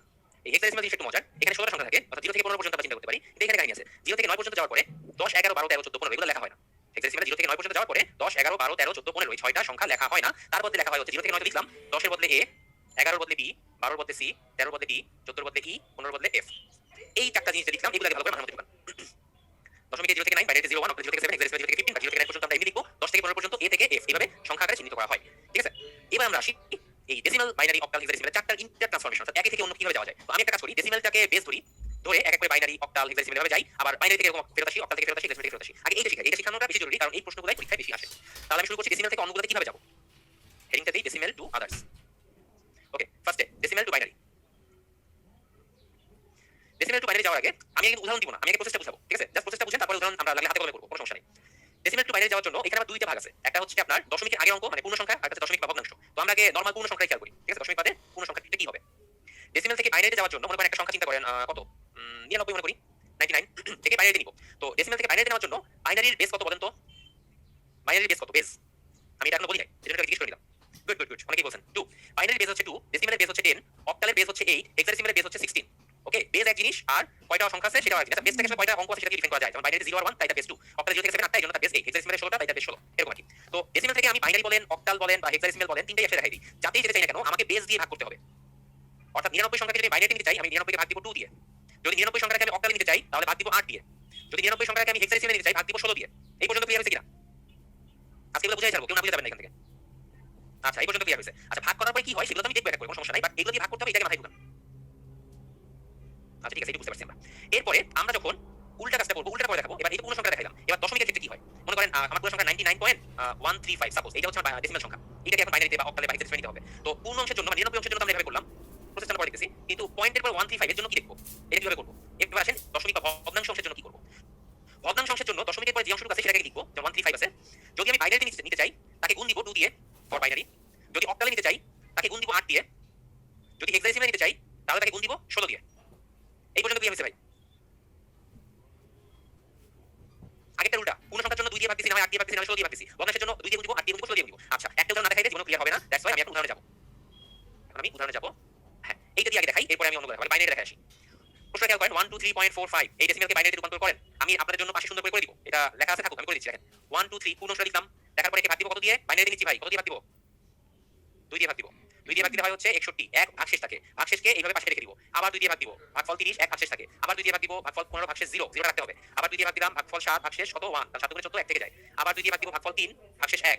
আবার 2 দিয়ে ভাগ দিব, ভাগফল 1, ভাগশেষ 1। আবার 2 দিয়ে ভাগ দিব, এবার ভাগ যায় না, তাহলে ভাগফল 1, ভাগশেষ 1। খেয়াল করে দেখেন এই যে প্রতিটা অংশে 1 1 0 0 এগুলো আসছে না, এগুলোকে নিচ থেকে উপরের দিকে নিব। অর্থাৎ মোস্ট সিগনিফিকেন্ট বিট বা এমএসবি থেকে লিস্ট সিগনিফিকেন্ট বিট এলএসবি তে চলে যাব। অর্থাৎ নিচ থেকে উপরে, আমি আবার বলতেছি নিচ থেকে উপরে। অর্থাৎ তখন সংখ্যাটাকে পূর্ণ করে লিখব এইভাবে বাইনারিতে 1 1 1 1, চারটা 1, তারপর একটা 0, এবার আবার দুইটা 1। এই হচ্ছে আপনার এই 123 অংশের জন্য বাইনারিতে প্রকাশ। দশমিকের পরে যে 45 আছে সেটা আমরা এখনো করতে পারি নাই। আসেন সেই অংশটা এখন করব। ভগ্নাংশ অঙ্কে আছে আপনার 0.45, দিব তাকে কত দিয়ে গুণ? 2 দিয়ে। এই 2 দিয়ে গুণ দেওয়ার পর এখানে আবার দুইটা অংশে ভাগ করতে হবে। কেন দুইটা অংশে ভাগ করতে হবে? দেখেন 0.45 কে 2 দিয়ে গুণ করলে আসে 0.90, আবার তাকে 2 দিয়ে গুণ দিব। 0.90 কে গুণ দিয়ে 2 দিয়ে গুণ করলে আসে 1.80। খেয়াল করেন 1 একটা পূর্ণ সংখ্যা চলে আসছে আর দশমিকের পরে আছে 0.80, সো দুই ভাগে ভাগ করে দিব। এটা হচ্ছে পূর্ণ, এটা হচ্ছে দশমিক। তো দশমিক আছে, ভালো কথা। আমি একটু কাজ করি, অন্য কালার দিয়ে দেখি, তাহলে আপনাদের বুঝতে সুবিধা হবে। লাল হয়ে গেছে তবে সেই জন্য। আসেন শুরু করি। 0.45 ইনটু 2, দুইটা অংশে ভাগ থাকবে। কত আসে? 0.90, 0.90। যেহেতু এটা দশমিকের আগে কোনো পূর্ণ সংখ্যা নাই তাই এটা শূন্য দিতে হবে। দেন একে আবার 2 দিয়ে গুণ দিব। কত হয় না? 0.90 কে 2 দিয়ে গুণ দিলে 1.80, সো পূর্ণ অংশে রাখবো 1, দশমিকের অংশে রাখবো 0.80। একে আবার 2 দিয়ে গুণ দিব। 0.80 কে গুণ দিলে হয় হচ্ছে 1.60, মানে পূর্ণ অংশ 1, দশমিক অংশে 60। একে আবার 2 দিয়ে গুণ দিব। 0.60 কে গুণ দিলে 1.20 হয়, পূর্ণ অংশ 1, দশমিক অংশে 0.20। একে আবার 2 দিয়ে গুণ দিব। ভাইয়া এরকম ভাবে চলতেই থাকবে যতক্ষণ না পর্যন্ত 1.00 না আসে। তো আমরা পুরোটা যাব না, মোটামুটি 3টা বা 4টা গুণ দেওয়ার পরে আমরা থেমে যাব। এরপরে কি করব? এই যে পূর্ণ অংশে কিছু 0 1 1 পাইছি না, এগুলোকে আমরা নিয়ে নিব। কিভাবে নিব? আগেরবারের মতো নিচ থেকে উপরে নিব না, এবার নিব হচ্ছে উপর থেকে নিচে। আমি আবার বলছি, এবার নিব উপর থেকে নিচে। অর্থাৎ এই যে 123.45 এর জন্য লিখে এসেছিলাম এই অংশটুকু দশমিক দিয়ে দিব, দশমিকের পরে 0.45 এর জন্য এই অংশগুলো আসবে 0 1 1 1 0 1 1 1, এরকম আরো যাবে ভাই, আমি তো পুরোটা শেষ করি না, এই জন্য ডট ডট ডট ডট দিয়ে দিতে হবে। এরপর ব্র্যাকেট ক্লোজ করে নিচে 2 দিয়ে দিব, ব্যাস হয়ে গেল আমার এই ডেসিমাল সংখ্যাটাকে বাইনারিতে প্রকাশ করা। ক্লিয়ার? এই দিয়েছে ভাই, এটা ক্লিয়ার না হওয়ার সাথে খুব একটা কারণ নেই, থ্যাংক ইউ, সবাই বুঝতে পারছেন আশা করি। তো এবার আমরা কি করব, দশমিক থেকে তো বাইনারিতে নিলাম, এবার আমরা দশমিক থেকে অক্টালে নিব বা হেক্সাডেসিমালে নিব। আসেন একটা উদাহরণ লিখি, একটা স্লাইডে আগে রেখে দিয়েছি আপনাদের জন্য, এখানে আমি একটু উদাহরণ করব। তারপর আপনারা হাতে নেন, ডেসিমাল থেকে অক্টালে নিব। তো অক্টালে নিতে গেলে মনে করেন একটা সংখ্যা চিন্তা করি 311.32, হ্যাঁ এইটা একটা ডেসিমাল নাম্বার, একে আমার অক্টালে রূপান্তর করতে হবে। তাহলে এখানেও কিন্তু ভাই দুইটা স্টেপ, এই পূর্ণ সংখ্যার জন্য একটা স্টেপ, দশমিকের পরের জন্য একটা স্টেপ, ঠিক আছে, দশমিকের পরের জন্য আরেকটা স্টেপ। তো আমি আপনি বুঝতে পারেন নাই, 1.60 কে 2 দিয়ে গুণ করা হচ্ছে না, 1 কে রেখে দিয়ে 0.60 কে 2 দিয়ে গুণ করা হচ্ছে, ঠিক আছে। আশা করি আবার রিক্যাপ দেখে নেবেন। আচ্ছা, দশমিক থেকে অক্টাল, তাহলে পূর্ণ সংখ্যা কত, 311, তাকে ভাগ দিব কত দিয়ে বলেন তো, ভাগ দিব হচ্ছে 8 দিয়ে, কারণ এখন আমার অক্টালে বেস হচ্ছে 8, ঠিক কিনা বলেন। 8 দিয়ে ভাগ দিলে ভাগফল কত হবে, 8 দিয়ে ভাগ দিলে 8 3 24, 9 91, 8 8 64, হ্যাঁ ঠিক আছে, আসবে হচ্ছে 38, ভাগশেষ থাকবে 7। এরপরে কি আবার 8 দিয়ে ভাগ দিব, ভাগফল আসবে 4, ভাগশেষ থাকবে 6, আবার 8 দিয়ে ভাগ দিব, ভাগফল 0, ভাগশেষ 4। খেয়াল করেন সুন্দরভাবে চলে এসেছে, সিমিলার ওয়েতে আগের মতো নিচ থেকে উপরে নিয়ে নিব, অর্থাৎ 467 পয়েন্ট 311.32 সমান সমান, অর্থাৎ 311 এর জন্য অক্টালটা আমরা পেয়ে গেছি, খেয়াল করেন। আচ্ছা, আমি 311 লিখছি, সেখানে 331 লিখছি, ভুল হয়েছে ভাই, 311 থেকে কাউন্ট করছি, থ্যাংক ইউ ভাইয়া, ভুলটা দেওয়ার জন্য। হ্যাঁ বুঝতে পারছি। আচ্ছা, তাহলে 311 এর জন্য আমরা কিন্তু অক্টালটা পেয়ে গেছি, এখন 0.32 বাকি আছে, আসেন তাকে নিয়ে একটু কাজ করি। তাকে 8 দিয়ে গুণ দিতে হবে, যেটা এখন আমার বেস হচ্ছে অক্টালের জন্য 8, তাহলে 8 দিয়ে গুণ করলে কত পায়, 0.32 কে 2.56 আসে, 2.56, তাহলে 2.56 কে দুইটা ভাগে ভাগ করে দিতে হবে, এই পাশে থাকবে 2, এই পাশে থাকবে 0.56, তাকে আবার 8 দিয়ে গুণ দিব, 0.56 কে 8 দিয়ে গুণ দিতে হয় হচ্ছে আপনার, আমার হাতে ক্যালকুলেটর আছে আমি করে নিচ্ছি, 4.48, তার মানে 4 পূর্ণ সংখ্যাটাকে এই পাশে নিয়ে আসবো, 0.48 কে এই পাশে রেখে দিব, একে আবার 8 দিয়ে গুণ দিব, 0.48 কে 8 দিয়ে গুণ দিলে আপনার আসে হচ্ছে 3.84, 3.84। তো 3 পূর্ণ সংখ্যাকে এসে নিয়ে আসবো, এসে রাখবো 0.84 কে, এই 0.84 কে আবার 8 দিয়ে গুণ দিব, ভাই এরকম চলতেই থাকবে, ঠিক আছে। 8 দিয়ে গুণ চলতেই থাকবে, অর্থাৎ দশমিকের পরে যে অংশটা, সেই অংশটাকে 8 দিয়ে আমরা বারবার গুণ দিতে থাকবো, গুণ দেওয়ার পরে যে বড় অঙ্কটা পাবো বা পূর্ণ সংখ্যাটা পাবো দশমিকের আগে, 4 হোক, 3 হোক, 2 হোক, 1 হোক, সেটাকে আলাদা করে সাইডে নিয়ে যাবো, এই বড় অংশটাকে আবার 8 দিয়ে গুণ দিব, ঠিক আছে। তো এরপরে কি করবো, উপর থেকে নিচে, নিচ থেকে উপরে, আমরা পেয়ে গেছি তিনটা সংখ্যা বা তিনটা অঙ্ক, নিচ থেকে উপরে যাবো, উপর থেকে নিচে, হ্যাঁ আপ টু ডাউন, এবার উল্টা আপ টু ডাউন, মানে দশমিকের পরে আমি বসাবো এখন, না অন্য কালে নিয়ে দিই, দশমিকের পরে এখন উপর থেকে নিচে আসছি 243.243, ঠিক আছে। এই হয়ে গেল আমার ডেসিমাল থেকে অক্টালে রূপান্তর, ঠিক আছে ভাই, আর আপ ডাউন লিখতে হবে না, আশা করি বুঝতে পারছেন ভাই, একদম বাইরের মতো নিয়ম, আগে 2 দিয়ে ভাগ আর গুণ ছিল, 8 দিয়ে ভাগ আর গুণ। এখন আপনারা বলেন হেক্সাডেসিমালের একটা উদাহরণ একটু শর্টকাটে দেখাই দিই, কারণ না দেখাইলে আবার কেউ মন খারাপ করতে পারেন। সো ডেসিমাল থেকে আমরা হেক্সাডেসিমালে যাব, একটা র্যান্ডম একটা উদাহরণ আমরা নেই, 1497.125, এইটাকে আমরা হেক্সাডেসিমালে প্রকাশ করব। আচ্ছা, মঞ্জুর ভাই আপনি যেটা জিজ্ঞেস করছেন, সেখানে আসলে 2 এর বেশি পূর্ণ সংখ্যা আসে না, নরমালি 1 থাকে, 1 এর বেশি আসে না, আমি যতগুলো করেছি পর্যন্ত। আচ্ছা, তো আমরা হেক্সাডেসিমালের মধ্যে এবার কত দিয়ে গুণ করব, কত দিয়ে ভাগ করব বলেন, পূর্ণ অংশ নিয়ে নিই 1497, হ্যাঁ রাইট রাজু, এবার 16 দিয়ে আমরা ভাগ করব। তো 16 দিয়ে ভাগ করব, কাকে ভাগ করব, 1497 কে, 16 দিয়ে 1497 ভাগ করলে আমি ক্যালকুলেটর ইউজ করে নিই, ভাগশেষ ভাগফল কত হয় লিখে নিলাম, হ্যাঁ ভাগফল আসছে আপনার 93, ভাগশেষ থাকে 9, ভালো কথা। আবার 16 দিয়ে ভাগ করব, 16 5 80, তার মানে ভাগফল হচ্ছে 5, ভাগশেষ থাকে কত, 13। আমি কি এখানে 13 লিখতে পারবো বলেন একটু, আমি এখানে 13 লিখতে পারবো কিনা? তো হোসেন আলী ভাই আপনি 10 জিজ্ঞেস করেছেন, 10টা কি, 10টা মানে হচ্ছে এটা ডেসিমাল নাম্বার, নিচে সাফিক্স হিসেবে লেখা হয়, ঠিক আছে। যখন আমি এটাকে অক্টালে নিয়ে যাই, নিচে এরকম ব্র্যাকেট 8 লেখা হয়, বাইনারি হলে নিচে 2 লেখা হয়, এটা বোঝানো হয় ওটা কোন বেজের নাম্বার। আচ্ছা, আমি 13 লিখতে পারবো না, কেন লিখতে পারবো না, ওই শুরুতে বলছি ভাই হেক্সা কিন্তু 0 থেকে 9 পর্যন্ত আছে, 10 থেকে 15 পর্যন্ত নাই, আর 10 থেকে 15 পর্যন্ত ছিল হচ্ছে আপনার A B C D E F, তাহলে 13 এর জন্য আমি কি লিখবো, 13 এর জন্য D লিখতে হবে, রাইট, 13 এর জন্য D লিখতে হবে, ব্যাস। এরপর আবার 16 দিয়ে ভাগ দিব, ভাগফল 0, ভাগশেষ 5, তাহলে আমরা পেয়ে গেছি 9 D 5। আমরা কোথা থেকে কোথায় যাব, নিচ থেকে উপরে যাব, নিচ থেকে উপরে গেলে কি হবে, 5 D 9 দশমিক, ওকে। আমরা 1497 অংশটা করে ফেলছি, এখন আমরা দশমিক 125 এই অংশটা করতে হবে, আসেন এই অংশটা আমরা অন্য কালে দিয়ে করি, 0.125, একে এখন কত দিয়ে গুণ দিব ভাইয়া, এখন গুণ দিব 16 দিয়ে, 0.125 কে 16 দিয়ে গুণ করলে আসে হচ্ছে 2.0, তার মানে হচ্ছে যদি এরকম ভাগ করি 2 আর এখানে 0, যেহেতু একটা সম্পূর্ণ পূর্ণ সংখ্যা আমরা পেয়ে গেছি 2.0, দ্যাটস ওয়াই এই 2 এর পরে 0 কে আর গুণ দিয়ে কোনো লাভ নাই ভাই, কারণ যতই গুণ দেন না কেন আলটিমেটলি 0ই হবে। সো আমি এখানেই থেমে যাব, আমি পেয়ে গেছি অনলি 2, তার মানে হচ্ছে এটা এখানে চলে আসবে 59.216, এইটাই হচ্ছে আপনার অ্যানসার। ক্লিয়ার হইছে? তাহলে আমরা এখন দশমিক থেকে বাইনারি, দশমিক থেকে অক্টাল, দশমিক থেকে হেক্সাডেসিমাল, তিনটা রূপান্তর খুব ইজিলি করতে পারবো, আশা করি সমস্যা হবে না। এতক্ষণ আমরা এর সমাধানগুলো করলাম, কিন্তু এখন কথা হচ্ছে দশমিক থেকে আমরা বিভিন্ন অংশে গিয়েছি, কিন্তু বিভিন্ন অংশ থেকে আবার দশমিকে আমাকে ফেরত আসতে হবে, তাই না? তো সেই ফেরত আসা জিনিসগুলো এখন আমরা একটু ব্যাখ্যা করব, আসেন বাইনারি থেকে দশমিক এক এক করে দেখাই, ঠিক আছে, এক এক করে দেখাই। আমি একটু এই সাইডে লিখি, ডেসিমাল থেকে আমরা কি করছি, তিনটাতে গেছি, বাইনারি, অক্টাল, হেক্সাডেসিমাল। এখন কি করব, বাইনারি, অক্টাল, হেক্সা, তিনটা থেকে আমরা এখন ডেসিমালে আসবো, উল্টা কাজ করতে হবে। আসেন এগুলো পরীক্ষাতে আসে, সো একটু আমাদেরকে মাথা ঠান্ডা করে শুনতে হবে। কথা হচ্ছে বাইনারির বেস আমরা জানি 2, অক্টালের বেস আমরা জানি 8, হেক্সার বেস আমরা জানি 16, আমরা কাজ করব এখন এই বেস দিয়ে, ঠিক আছে। বেসের উপর ভিত্তি করেই আমরা আবার আগে ডেসিমালে ফেরত যাব। কিভাবে ফেরত যাব, আসেন এক এক করে ফেরত যাই। একটা উদাহরণ আগে দেখি, আমরা বাইনারি থেকে যে অক্টালে সরি বাইনারি থেকে দশমিক থেকে বাইনারিতে গিয়েছিলাম, সেই উদাহরণটা একটু দেখি, কত ছিল আমাদের উদাহরণটা, একটু ব্যাকে যাই আমরা, হ্যাঁ 123.45.10, এইটা কত এসেছিল স্যার ভাই, আমার আশেপাশে দেখার মতো কোনো জায়গা নাই, আপনারা চেক বক্সে আনসার লেখেন, দেখে দেখা 4টা 1 0 11, দেখুন একজন লেখেন ভাই, সবাই লিখেন না, একজন লেখেন ভাই, হ্যাঁ সাকিব ভাই লিখে দিয়েছেন, আপনি লিখেন না প্লিজ। আচ্ছা, আমরা এটাকে এখন দশমিকে নিব, আমরা বাইনারি পেয়েছিলাম 1111011.01110, এইটা হচ্ছে বাইনারি, একে আমরা এখন কিসে নিব, ডেসিমালে নিব। এখানেও দুইটা অংশ আছে, একটা হচ্ছে দশমিকের আগের অংশ, একটা দশমিকের পরের অংশ। তো আমরা কি করব, একে দুইটা পার্টে ভাগ করে দেব। এই যে দশমিকের আগের অংশগুলো আছে খেয়াল করেন, এখানে কয়টা নাম্বার আছে বলেন দশমিকের আগে, 1 2 3 4 5 6 7, তার মানে একদম সর্ব বামে যেটা সে 7 নাম্বার সংখ্যা, আর দশমিকের আগে যে সে হচ্ছে 1 নাম্বার সংখ্যা, তাই না? আচ্ছা, এখন সাধারণত বাইনারি জিনিসগুলোর ক্ষেত্রে এইভাবে হিসাব করা হয়, আমি যেভাবে লিখেছি হিসাব করা হয় না। মনে করেন 1 1 1 1 0 1 1 এটা হচ্ছে 0 নম্বর সংখ্যা, এটা 1 এটা 2 এটা 3 এটা 4 এটা 5 এটা 6। কেন হিসাব করা হয় না ভাই? কেন 0 দিয়ে শুরু করলাম বলেন? কারণ আমরা দশমিকে নিচ্ছি ভাই, দশমিকের কথাই তো বলা ছিল 0 থেকে 9 পর্যন্ত। সে তো 1 থেকে শুরু করবে না, সে 0 থেকে শুরু করবে। দ্যাটস ওয়াই 0 থেকে কাউন্ট আমাদের করতে হবে। তো আমাদের 7টা সংখ্যা আছে বা 7টা অঙ্ক আছে দশমিকের আগে, এবং তাদের আমি একটা লেভেলিং করে ফেললাম 6 5 4 3 2 1 0। এখন এই অংশটাকে আমরা দশমিকে পূরণ করব। কিভাবে করব দেখেন, আমরা বাইনারি থেকে দশমিক আসতেছি, তার মানে 2 বেস থেকে আমরা দশমিক আসতেছি। সো আমরা 2 বেসটা ইউজ করব। এই 2 বেসটাকে ইউজ করা হবে। খেয়াল করেন 2 এর পাওয়ার হবে হচ্ছে এই 1 এর জন্য 6 number power 1 2 to the power 6 plus পরের 1 এর জন্য 2 এর 5 নাম্বার পাওয়ার প্লাস পরেরটা কত 1, পরের 1 এর জন্য 2 এর 4 নাম্বার পাওয়ার প্লাস পরের 1 এর জন্য 2 এর 3 নাম্বার পাওয়ার। মানে এখন আমরা জাস্ট নিচে আসতেছি এক এক করে। প্লাস পরেরটা কিন্তু 0, তাহলে 0 2 টু দি পাওয়ার কত 2 প্লাস 1 টু দি পাওয়ার 1, এই যে 1 এর জন্য পরেরটা 1 প্লাস 1 টু দি পাওয়ার 0। এই পর্যন্ত ক্লিয়ার হয়েছে কিনা বলেন? দশমিকের আগে যে 7টা বাইনারি ডিজিট আছে প্রতিটাকে নিয়েছি, তার সাথে তার বেস 2 কে গুণ দিয়েছি, কিন্তু 2 কে শুধু একা গুণ দেই নাই, 2 এর উপর একটা পাওয়ার দিয়ে দিয়েছি। কোন পাওয়ারটা দিয়েছি? ওই সংখ্যাগুলো বা ওই অঙ্কগুলো লেভেলিংটা কত সেই লেভেলিংটা পাওয়ার দিয়ে দিয়েছি। অর্থাৎ 6 5 4 3 2 1 0 এভাবে এসেছে। ঠিক আছে? আচ্ছা, তো এইটুকু যখন বুঝতে পারছি, এরপর দশমিকের পরের অংশ নিয়ে কাজ করব। প্লাস কিন্তু প্লাস থাকবে, কোনো কিছু বাদ যাবে না। এবার আমি দশমিকের পরের অংশ নিয়ে কাজ করতেছি, কালারটা একটু চেঞ্জ করে দিই তাহলে বুঝতে সুবিধা হবে। এরপর দেখেন দশমিকের পরে একটা 0 আছে, তাহলে 0 তার বেস তো 2 ভাই, সেটা একটা বাইনারি সংখ্যা, সো তার বেস 2 থাকবে, কিন্তু তার লেভেলিংটা কত হবে, তার পাওয়ারটা আমি কত দিব এটা আমি জানি না, কারণ আমি কিন্তু দশমিকের আগের পাওয়ার লেভেলিংটা করে এসেছি। এই যে 6 5 4 3 2 1 0, আমরা ওই একই প্রসেসে লেভেলিং করব। 6 5 4 3 2 1 0 -1 -2 -3 -4 -5 এভাবে নিচে দিকে থাকবো, কমের দিকে থাকবো। তার মানে 0 ছিল, এরপরটা হবে -1 প্লাস এই 1 1 টু দি পাওয়ার -2 প্লাস পরেরটা এই যে 1 1 টু দি পাওয়ার এবার -3, পরে আরেকটা 1 আছে plus 1 to the power -4 plus 0 to the power -5। এই হচ্ছে আমার টোটাল জিনিস। এই সবগুলো জিনিস যোগ করে দিলে আমি আমার সেই দশমিক সংখ্যাটা পাবো 123.45। পড়াশোনা ক্লিয়ার হয়েছে কিনা? দশমিকের পড়াশোনা কিছুই না ভাই, সেম প্রসেস, খালি 0 থেকে ছোট হয়ে গেছে, মাইনাস চলে গেছে, -1 -2 -3 -4 -5। আচ্ছা, এইটুকু যদি আপনারা বুঝতে পারেন তাহলে কেল্লাফতে আপনাদের আর কিছু লাগবে না। অক্টাল থেকে দশমিক, হেক্সাডেসিমাল থেকে দশমিক দুইটাই আপনারা পারবেন। কেমনে পারবেন? অক্টালেও ভাই সেম কাহিনী হবে। অক্টালেও হচ্ছে আমি একটু আগে স্লাইডে যাই, কয় দিই ভাই, হেক্সাডেসিমালটা করব না, অক্টালটা একটু করে দিই। দশমিক থেকে অক্টাল, অক্টালের অ্যানসারটা একটু লেখেন ভাই, যেকোনো একজন লিখে ফেলেন। অ্যানসারটা কত এসেছিল?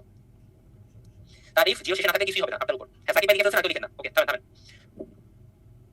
আচ্ছা, আমরা যে দশমিক থেকে অক্টালে পরিণত করেছিলাম সেই অক্টালের অ্যানসার ছিল হচ্ছে 467.243। এটা ছিল অক্টাল। এখন একে আমাকে দশমিক বা ডেসিমেলে নিতে হবে।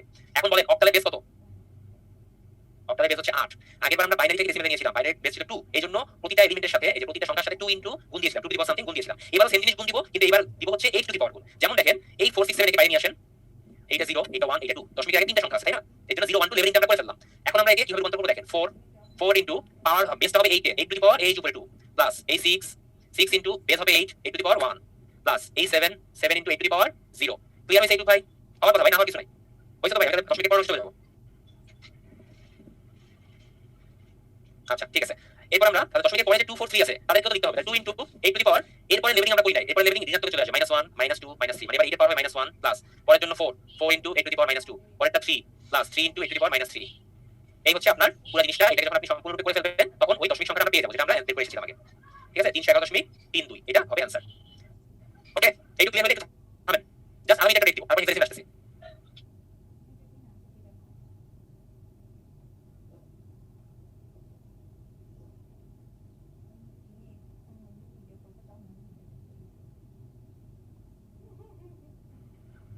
একজন বলেছেন ভাই এত কঠিন কেন ভাই? ভাই একটু কঠিন লাগবে, কিছু করার নাই। আর আমি যখন এই ক্লাসটা শেষ করার পরে আপনি যখন খাতা কলম নিয়ে নিজে বাসায় বসে প্র্যাকটিস করবেন, আমার ক্লাসটা রিক্যাপ দেখবেন আরেকবার, যখন প্র্যাকটিস করবেন তখন আশা করি আপনার কাছে কঠিন লাগবে না ইনশাআল্লাহ। আচ্ছা, তাহলে অক্টাল থেকে আমরা দশমিক বুঝে গেছি। অক্টাল থেকে দশমিক বুঝলে আমরা হেক্সাডেসিমাল থেকে দশমিক বুঝে ফেলবো। এখানে আমি আর করিয়ে দিব না, এটা আপনারা নিজেরা করে নেবেন। এইচডব্লিউ কিভাবে করবেন? সিমিলার ওয়েতে জাস্ট বেস হবে 16 16 to the power 4 16 to the power 3 16 to the power 2 16 to the power 1 0, তারপর -1 -2 এরকম করে যাবে। জাস্ট এখানে বেসটা হবে 16। আচ্ছা, তাহলে আমরা মোটামুটি এই জিনিসগুলো বুঝে ফেলছি। এরপরে আমাদের আর বেশি কিছু নাই বলতে গেলে। একটা পুরো কোশ্চেন আপনাদের জন্য দিয়েছি, একটা বাইনারি সংখ্যাকে ডেসিমেল করতে বলেছি। পুরো কোশ্চেন লঞ্চ করে দিতে বলবো।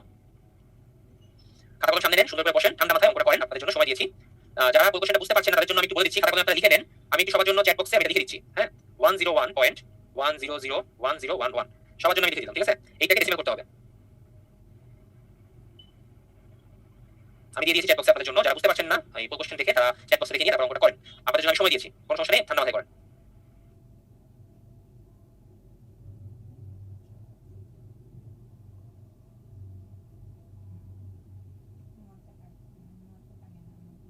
যারা কোনো কারণে বেশি উত্তেজিত হয়ে সাইন্টিফিক ক্যালকুলেটর ইউজ করে সুন্দর করে বেস চেঞ্জ করে অ্যান্সার বের করে ফেলছেন, আপনারা কিন্তু নিজেদের নিজেরা করে পাচ্ছেন। এগুলা ক্যালকুলেটর ইউজ করতে পারবেন না পরীক্ষা হলে, সো প্র্যাকটিস করেন।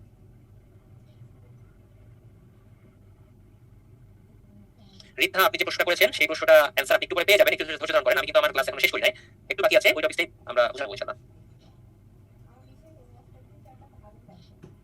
ওকে, আমরা অনেক অ্যান্সার দিয়েছি, আমরা কোনটা ক্লোজ করে দিচ্ছি। আপনারা ম্যাক্সিমাম রাইট অ্যান্সার দিয়েছেন 82%, এটা অ্যান্সার হবে 5.75। আমি আর এটা করাতে যাচ্ছি না, যেহেতু করে ফেলছেন আপনারা নিজেরাই, তার মানে আপনারা আশা করি বুঝতে পারছেন। এটা অ্যান্সার হবে 5.75। যারা যারা ইজি ওয়ে বের করে ফেলছেন খুবই ভালো কথা। আপনারা আপনারা বুঝতে পারছেন, এটাই ভালো লাগতেছে, পুরো ক্যালকুলেশন করার দরকার নাই। 101 ডেসিমেল হচ্ছে 5, সো খুব ইজিলি এটা করে নেওয়া যায়। আচ্ছা, এবার আমরা বাইরের যোগবিয়োগ দেখব ভাইয়া। নরমাল যোগবিয়োগ আমরা করি, তো বাইরের যোগবিয়োগ কেমন হয়? একই রকম দশমিকের যোগবিয়োগের মতোই বাইরের যোগবিয়োগ, একটু পার্থক্য আছে। তো আমি যোগের কি কি পার্থক্য আছে সেটা একটু বলি। যোগে 0 আমরা নরমালি অ্যালজেব্রায় কি করি? 0 + 0 = 0, 0 + 1 = 1, 1 + 0 = 1 এবং 1 + 1 = 2 লিখি, তাই না? কিন্তু বাইরের ক্ষেত্রে সবগুলোই থাকবে, কোনো সমস্যা নাই, শুধু নিচেটা থাকবে না, এটা হবে না। 1 + 1 হবে হচ্ছে আপনার 0, হাতে 1 ক্যারি আকারে থাকবে। মনে করেন আপনি চিন্তা করেন, আপনি মনে করেন 9 আর 5 যোগ করতেছেন, কি করেন? মনে করেন হচ্ছে 99 প্লাস হচ্ছে 15, যখন যোগ করেন কিভাবে করেন? 9 আর 5 14, 4 হাতে 1 থাকে, হাতে 1 নিয়ে রাখেন না? পরে কি করেন? ওই একটা বামে যোগ করে দেন, 9 আর 1 10 আর 1 11, এই যে 114, এইভাবে করেন। তো সিমিলার ওয়েতে ভাই 1 আর 1 যখন থাকবে, 1 আর 1 মানে হচ্ছে 10, শূন্য হবে, হাতে 1 থাকবে, ওই একটা বাম দিকে যোগ হয়ে যাবে। আসলে একটা করি তাহলে ক্লিয়ার হবে। 1 1 0 0 1 0 1 1 0 1 0 1 0 1, এটা আমরা যোগ করব। আসেন 1 আর 1 যোগ করলে কত হবে? আগে বলছি 1 আর 1 যোগ করলে শূন্য হবে, হাতে 1 থাকবে, সেই একটাই বাম পাশে যোগ হয়ে যাবে। তাহলে 1 + 0, এখানে কিন্তু 1 আছে, 1 + 0 = 1। আবার দেখেন 1 আর 1 যোগ করলে শূন্য হয়, হাতে 1 থাকবে, সেই 1 এখানে চলে আসবে, সেই 1 আর 0 যোগ করলে আসবে 1। পরেরটা 1 আর 0 1, পরেরটা 1 আর 0 1, আর 1 আর 1 যোগ করলে 0, হাতে 1 থাকে, বাম পাশে কিছু নাই, সেটা বসাই দিব। সো এইটাই হচ্ছে আপনার অ্যানসার। খুব ইজি ভাই, বাইরের যোগ খুব ইজি। ওকে, বাইনারি বিয়োগটা একটু বলি। বাইনারি বিয়োগ নরমাল বিয়োগের মতো, যেমন 0 - 0 করলে 0 হয়, 1 - 1 করলে 0 হয়, 1 - 0 করলে 1 হয়। কিন্তু 0 - 1 করলে -1 হইতো, কিন্তু এইখানে সেটা খাটবে না।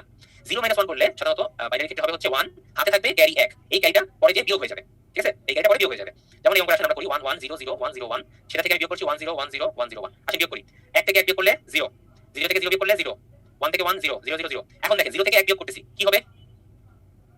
চিন্তা করে বলেন। 0 থেকে 1 বিয়োগ করতেছি, অ্যানসার হবে 1, কিন্তু হাতে 1 থাকবে, যেটা এটার সাথে মানে হাতে আমি 1 রেখে দিব। ওকে, 0 থেকে 1 বিয়োগ করলে তো সেই একটা এক্সেপশনাল অবস্থায় চলে আসতেছে, সেখানে আমি কি করব? অ্যানসারটা হবে 1, কিন্তু হাতে রেখে দিব। পরে কি আছে দেখেন, 1 - 0, 1 - 0 করলে কত হয়? 1 হয়, কিন্তু ওই যে হাতে 1 আছে না, সেই হাতের একটাই 1 থেকে বিয়োগ করে দিতে হবে, কারণ ওটা হাতের মধ্যে নিচে রেখে দিয়েছিলাম। তাহলে 1 - 1 মানে 0 হয়ে যাবে এখানে অ্যানসারটা। পরেরটা 1 - 1 0। ক্লিয়ার হয়েছে কিনা এটা?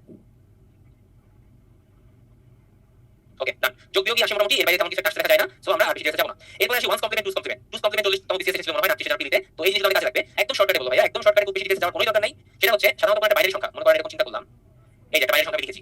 1's কমপ্লিমেন্ট মানে হচ্ছে আপনার 1's কমপ্লিমেন্ট মানে হচ্ছে প্রতিটা বাইনারি ডিজিটে তার রিভার্স ডিজিটটা বসিয়ে দিবেন। রিভার্স বা উল্টা ডিজিটটা বা কমপ্লিমেন্টারি যে ডিজিটটা আছে, পরিপূরক যে ডিজিটটা আছে, সেটা বসিয়ে দিবেন। অর্থাৎ 1 এর জায়গায় 0, 1 এর জায়গায় 0 এবং 0 এর জায়গায় 1, জাস্ট এগুলো বসিয়ে দিলেই হচ্ছে আপনার 1's কমপ্লিমেন্ট বের হয়ে যাবে। এটাই হচ্ছে আপনার সেই 1's কমপ্লিমেন্ট, ঠিক আছে? আচ্ছা, তাহলে 2's কমপ্লিমেন্টটা কি? 2's কমপ্লিমেন্টটা হচ্ছে ভাই আপনার 1's কমপ্লিমেন্টটা বের করবেনই 2's কমপ্লিমেন্ট বের করার জন্য। তারপরে খেয়াল করেন 1's কমপ্লিমেন্টটা নরমালি বের করে ফেললাম, 0 আর 1 ইন্টারচেঞ্জ করে ওটা রেখে দিব। এবার 2's কমপ্লিমেন্ট বের করতে পারলে সিমিলার ওয়েতে আবার এরকম 1's কমপ্লিমেন্ট বের করে নিব। বের করার পরে জাস্ট একটা 1 যোগ করে দিব এর সাথে, ঠিক আছে? জাস্ট একটা 1 যোগ করে দিব, অর্থাৎ 1 + 0 1, তারপর 0 0 1 0 1 1 0 0। এটাই হচ্ছে আপনার 2's কমপ্লিমেন্ট, ঠিক আছে? খুব ইজি জিনিস, জাস্ট হচ্ছে ইন্টারচেঞ্জ করতে হবে। আচ্ছা, এইবার আসি এক্সেপশনাল একটা কেসে, আমাদের আজকে মোটামুটি লাস্ট টপিক বলা যায় এক্সেপশনাল কেস। অর্থাৎ আমরা তখন কি করছি ভাই বলেন তো? আমরা তখন বাইনারি থেকে অক্টাল, সরি দশমিক থেকে বাইনারি, দশমিক থেকে অক্টাল, দশমিক থেকে হেক্সাডেসিমাল এভাবে নিয়েছি, আবার উল্টাটা করেছি। কিন্তু যদি আপনাকে কোথাও বলে দেয় যে ডেসিমাল থেকে হেক্সাডেসিমাল না, আপনাকে অক্টাল থেকে হেক্সাডেসিমাল যেতে হবে, তাহলে কি করবেন? এইরকম একটা প্রশ্ন 40 তম বিসিএস আসছিল, ঠিক আছে? অক্টাল থেকে যদি আপনি হেক্সাডেসিমাল যেতে পারেন, তাহলে আপনি কেন করবেন? 34 দিয়ে 8 যেটা, এটা আপনাদের জন্য পাশাটা দিয়ে দিলাম আগে। তার আগে আমি আপনাদেরকে নিয়মটা বলে দিচ্ছি কিভাবে করবেন। আচ্ছা, খেয়াল করেন, অক্টাল সংখ্যার বেস কত? অক্টাল সংখ্যার বেস কত বলেন? অক্টাল সংখ্যার বেস হচ্ছে 8। 8 কে কিভাবে লেখা যায়? 2 টু দি পাওয়ার 3। তার মানে অক্টাল সংখ্যা প্রকাশে 3টা বাইনারি ডিজিট লাগে। একটা অক্টাল সংখ্যাকে প্রকাশ করার জন্য আমার 3টা বাইনারি ডিজিট লাগে, ঠিক আছে? আচ্ছা, এবার দেখেন হেক্সাডেসিমালের বেস কত? 16, মানে 2 টু দি পাওয়ার 4। হেক্সাডেসিমাল এর একটা অঙ্ককে প্রকাশ করতে গেলে আমার 4টা বাইনারি ডিজিট লাগবে। এই জিনিসটা একটু ভালো করে বুঝেন। এই জিনিস ভালো করে আমাদের বুঝতে হবে। আচ্ছা, তাহলে আমরা বুঝতে পারছি যে অক্টালের একটা ডিজিট কোথাও লেখা আছে 3, এটা একটা অক্টাল ডিজিট। এটা যদি বাইনারিতে প্রকাশ করতে যাই আমার 3টা বাইনারি ডিজিট লাগবে, ঠিক আছে? একটা, দুটো, তিনটা, 3টা বাইনারি ডিজিট লাগবে সাপোজ। সিমিলার ওয়েতে হেক্সাডেসিমালেও মনে করেন একটা সংখ্যা হচ্ছে ডি হচ্ছে আমার 13, একে হেক্সাডেসিমাল প্রকাশ করতে গেলে আমার 4টা বিট লাগবে। 1 0 1 0 হইতে পারে, সামথিং হইতে পারে, 4টা বিট লাগবে মাস্ট। এছাড়া আমরা কোনোভাবে প্রকাশ করতে পারবো না। তো এইটুকু যদি ক্লিয়ার হয়, এবার আসি অক্টাল থেকে হেক্সাডেসিমাল একভাবে যাওয়া যাবে না, মাঝে একটা সিঁড়ি লাগবে বা মাঝে একটা সেতু লাগবে, একটা জায়গা ঘুরে যেতে হবে। কোন সেই জায়গা? অক্টাল থেকে কোন সংখ্যাকে ডিরেক্ট হেক্সাডেসিমালে নেওয়া যায় না, ফার্স্টে আপনার অক্টাল থেকে বাইনারিতে নিতে হবে, তারপরে বাইনারি থেকে হেক্সাডেসিমালে নিতে হবে। সিমিলার ওয়েতে আপনি যদি হেক্সাডেসিমাল থেকে অক্টালে আসতে চান, আপনাকে প্রথমে বাইনারিতে আসতে হবে, এরপর ওখান থেকে অক্টালে যেতে হবে। অর্থাৎ প্রসেসটা হচ্ছে অক্টাল থেকে ফার্স্টে বাইনারি নিব, এরপর বাইনারি থেকে হেক্সাডেসিমাল করব। আসলে একটু জলদি, তাহলে কিছুটা ক্লিয়ার হলেও হতে পারে। মনে করেন এই সংখ্যাটাকে নিলাম 357, এই সংখ্যাটাকে আমি কি করব? এটাকে আমি অক্টাল থেকে হেক্সাডেসিমালে নিব। অন্য কালার ইউজ করি, কারণ এটা কালার লাল লাল হয়ে গেছে। তাহলে কি করব? 357, তাহলে তিনটা আমার অঙ্ক আছে, একটা হচ্ছে 3, একটা হচ্ছে 5, একটা হচ্ছে 7। তিনটাই কি সংখ্যা? তিনটাই হচ্ছে অক্টাল সংখ্যা। না না, আপনার ডেসিমালে কনভার্ট করে যাওয়া যাবে না, না করা যাবে না। অক্টাল থেকে ডেসিমালে কি যাওয়া যাবে না, বাইনারি হয়ে যেতে হবে। আপনারা চাইলে করে দেখতে পারেন, মিলবে না। আচ্ছা, যেটা বলছি একটু খেয়াল করেন, এটা একটু কনসেন্ট্রেট করেন প্লিজ। তো কি করব দেখেন, এখানে তিনটা অক্টাল নাম্বার আছে, 3, 5 এবং 8। আমি আগেই বলছি একটা অক্টাল নাম্বার বা একটা অক্টাল অঙ্ককে বাইনারিতে প্রকাশ করতে গেলে 3টা ডিজিট লাগে বা 3টা বিট লাগে, লাগে কিনা এটা বলছিলাম কিনা? হ্যাঁ, 3টা লাগে, হেক্সাডেসিমালে 4টা লাগে। তাহলে এই 3টা ডিজিটের জন্যই 3টা 3টা 3টা করে মোট 9টা বিট আমাকে বের করে নিতে হবে। কিভাবে হবে এখন সেটা দেখেন। 3 কে যদি বাইনারিতে প্রকাশ করতে চাই, 3 কে যদি বাইনারিতে প্রকাশ করতে চাই, 3 বাই বাইনারিতে প্রকাশ করেন কত হয় বলেন? হ্যাঁ, আপনারা ঠিক লিখেছেন, বাট 0011 না, 011, কারণ আমি 3টা ডিজিটের মধ্যে প্রকাশ করব, শুধু শুধু সামনে একটা জিরো দিয়ে কোনো দরকার নাই। তাহলে 3 কে বাইনারিতে প্রকাশ করতে গেলে আসলে 011। এবার 5 কে প্রকাশ করব, বলেন কত হবে? 101। ইয়েস, একটু আগে আপনারা কোশ্চেনে করছেন 101 কে ডেসিমাল করতে গেলে 5 হয়। সো 5 কে 100 বাইনারিতে করতে গেলে 101 হবে। এবার বলেন 7 কত হবে? ইয়েস, 111, 7 হবে 111। তাহলে আমি এখানে 9টা ডিজিট পেয়ে গেছি, খেয়াল করেন ভালো করে, আমি এখানে 9টা ডিজিট পেয়ে গেছি। এরা হচ্ছে সবাই বাইনারি সংখ্যা। অর্থাৎ আমি এই ট্রান্সফরমেশনের মধ্যবর্তী অবস্থায় চলে আসছি। এখন এখান থেকে আমাকে হেক্সাডেসিমেলে নিতে হবে। এখন আমার প্রশ্নের অ্যানসার দেন, হেক্সাডেসিমেলে কয়টা বাইনারি ডিজিট লাগে একটা হেক্সাডেসিমেল প্রকাশ করার জন্য? 4টা, রাইট? 4টা লাগে। তার মানে এখানে আছে 9টা। আমি কি করব? 4টা করে নিয়ে নিব? না ভাই, চাইলেও নিতে পারবো না। কারণ দেখেন এখানে মোট বাইনারি ডিজিট আছে 3 3 3, মোট আছে 9টা। ঠিক আছে? যেহেতু এই অক্টাল সংখ্যা 357 যেটা দেওয়া আছে আমার প্রশ্নে, এটাকে হেক্সাডেসিমেল করতে গেলে আমার 3টা সংখ্যাই আসবে। ঠিক আছে? কম কোনদিন আসবে না। অবশ্যই আপনার 3টা ডিজিট মাস্ট থাকবেই। তাহলে 3টা হেক্সাডেসিমেল থাকলে কয়টা বাইনারি ডিজিট লাগবে আমার? 3 গুণ 4, 12টা বাইনারি ডিজিট লাগবে। ঠিক কি না বলেন? আমার বাইনারি ডিজিট লাগবে কয়টা? 3টা হেক্সাডেসিমেল আনতে গেলে প্রতিটার জন্য 4টা করে লাগবে, অর্থাৎ মোট 12টা লাগবে। ঠিক আছে? কিন্তু আমার এখানে আছে কয়টা ভাই? আমার এখানে আছে 9টা। তার মানে আমার 3টা ডিজিট কম আছে। এখন আমাকে এমন একটা কাজ করতে হবে যেন এমন ভাবে আমি 3টা ডিজিট এড করব যেন এই সংখ্যাটার কোনো চেঞ্জ না হয়। একমাত্র 3টা শূন্য এড করলে এই সংখ্যার কোনো চেঞ্জ হবে না, এবং সেই 3টা শূন্য যদি আমি একদম শুরুতে এড করি, কারণ শুরুতে শূন্য দেওয়ার কোনো ভ্যালু নাই। মনে করেন 110, আপনি শুরুতে 100 এর শূন্য দিয়ে দেন, কোনো লাভ আছে? কোনো লাভ নাই, ওই 110ই থাকবে। সো আমি কি করব? শুরুতে 3টা জিরো দিয়ে নিব। তাহলে কয়টা বিট হয়ে গেল আমার? আমার 12টা ডিজিট বাইনারি পেয়ে গেলাম। এখন কি করব? 4টা করে আমি এখন নিব কিসের জন্য? কিসের জন্য 4টা করে নিব? হেক্সাডেসিমেল প্রকাশের জন্য। প্রথমে এই 4টা নিব, তারপরে এই 4টা নিব, তারপরে এই 4টা নিব। দেখেন এগুলোকে নিচে নিয়ে আসি। 0 0 0 0 1 1 1 0 1 1 1 1। ঠিক আছে? এখন আসেন এটা প্রকাশ করলে কি রকম হয়? 0 কে হেক্সাডেসিমেলে নিলে 0ই হবে। 1 1 1 0, একটু খেয়াল করেন কত হয় 1 1 1 0 কে নিলে? এটাকে ভাঙলে কত হয় বলেন? 1 1 1 0 কত হয়? ডিরেক্ট বলেন না, চিন্তা করে বলেন। 1 1 1 0, এই প্রতিটা লেভেলিং ভ্যালু আছে। 2 to the power 0, 2 to the power 1, 2 to the power 2, 2 to the power 3। তার মানে প্রতিটা ভ্যালু হচ্ছে 1 2 4 8, তাই না? তাহলে প্রথম তিনটায় 1 1 1 আছে। তাহলে 8 8 4 12 আর 2 14, 14 হচ্ছে এর নিউমেরিক ভ্যালু। তো নিউমেরিক ভ্যালু 14 হইলে হেক্সাডেসিমেলে আমি 14 লিখতে পারবো না। আমার কি লিখতে হবে? 10 থেকে শুরু হয় এ দিয়ে, মানে A B C D E, মানে 14 এর জন্য আমাকে ই লিখতে হবে। তার মানে আমার 1 1 1 0 হয়ে যাবে হচ্ছে আপনার ই। আগে তো 0 পাইছি, এবার 1 1 1 1, এবার 4টাই 1। আমি এর ভ্যালু জানি কত? 8 4 2 1। তো 4টা যোগ করে দেন, 8 8 4 12 14 15, 15 এর জন্য আপনার হেক্সাডেসিমেল ভ্যালু হচ্ছে f। তার মানে 4টা 1 হবে হচ্ছে আপনার f। ঠিক আছে? এটা একটু কঠিন লাগতে পারে আপনাদের কাছে, এটা একটু কঠিন লাগতেছে আমি জানি, কিন্তু কিছু করার নাই, এটা আসলে কঠিন। তাহলে শেষ পর্যন্ত আমি কি সংখ্যা পেলাম? 0 E F। এই হচ্ছে আমার হেক্সাডেসিমেল অক্টাল থেকে। This is my final answer. একটু কঠিন লাগবে ভাই, আমার পরীক্ষাটা দেখেন ভালো করে। নরমালি এই টাইপের প্রশ্নগুলো কখনো আগে বিসিএস এর দিতে আসতো না, কিন্তু 40টার মধ্যে একটা প্রশ্ন এরকম বিসিএস এর দিতে এসেছে। কেন এসেছে যেন আপনারা ভুল করেন, আমরা যেন না পারি, একটু কঠিন করে দিব আর কি। ঠিক আছে? সো এগুলো একটু প্র্যাকটিস করতে হবে। এখন আপনি বলতে যে ভাই এই প্র্যাকটিস আমি কোথায় পাবো? আপনাদের জন্য রেফারেন্স দিয়ে দিই, যেটা হচ্ছে ইন্টারের আইসিটি যে বইটা আছে, সেখানে চ্যাপ্টার 3 তে কম্পিউটার নাম্বার সিস্টেমে সবগুলা ইন্টারচেঞ্জ খুব ভালো করে ব্যাখ্যা করা আছে। আপনারা চাইলে ইজিলি ওখান থেকে ভালো করে দেখে দেখে করতে পারবেন, এবং এগুলো কিন্তু সময় লাগবে একটু করতে, ঠান্ডা মাথায় করতে হবে। তৌহিদ ভাই বলছেন টাইম কনজিউমিং, আসলে টাইম কনজিউমিং না, আমি আপনাদেরকে তো বুঝাচ্ছি, দ্যাটস ওয়াই টাইম বেশি লাগতেছে। আপনারা যখন এটা বুঝে ফেলবেন এবং নিজে নিজে করবেন, তখন দেখবেন ইনশাআল্লাহ লাগবে না। তো আমরা ইনশাআল্লাহ আরেকটা পোল কোশ্চেনে চলে আসলাম। দেখি পোল কোশ্চেনটা লঞ্চ করে দিচ্ছি, আমি দিচ্ছি। একটা টুস কমপ্লিমেন্ট করতে দিচ্ছি। হ্যাঁ, না লাস্টেরটা একটু কঠিন লাগছে, আমার নিজের বুঝতে কষ্ট হয়েছে, কারণ এগুলো আসলে এরকম ওভার কোনো থ্রু অনলাইন সিস্টেম বা কিছু একটু বোঝানো কঠিন হয়ে যায়। আপনি কেউ যদি সামনে সামনে হাতে কলমে বুঝতে পারতেন তাহলে আপনি আরেকটু ভালো বুঝতেন, বাট সেই প্রসেসটা এখন আসলে করা যাচ্ছে না। স্টিল আমি আপনাদের সাজেশন দিব যে আপনারা আইসিটির যে বইটা আছে ইন্টারমিডিয়েটের চ্যাপ্টার 3 নম্বর সিস্টেম একটু ভালো করে দেখবেন। আচ্ছা, যেটা পোলটা লঞ্চ করছি ওটা অ্যানসার করেন এখন।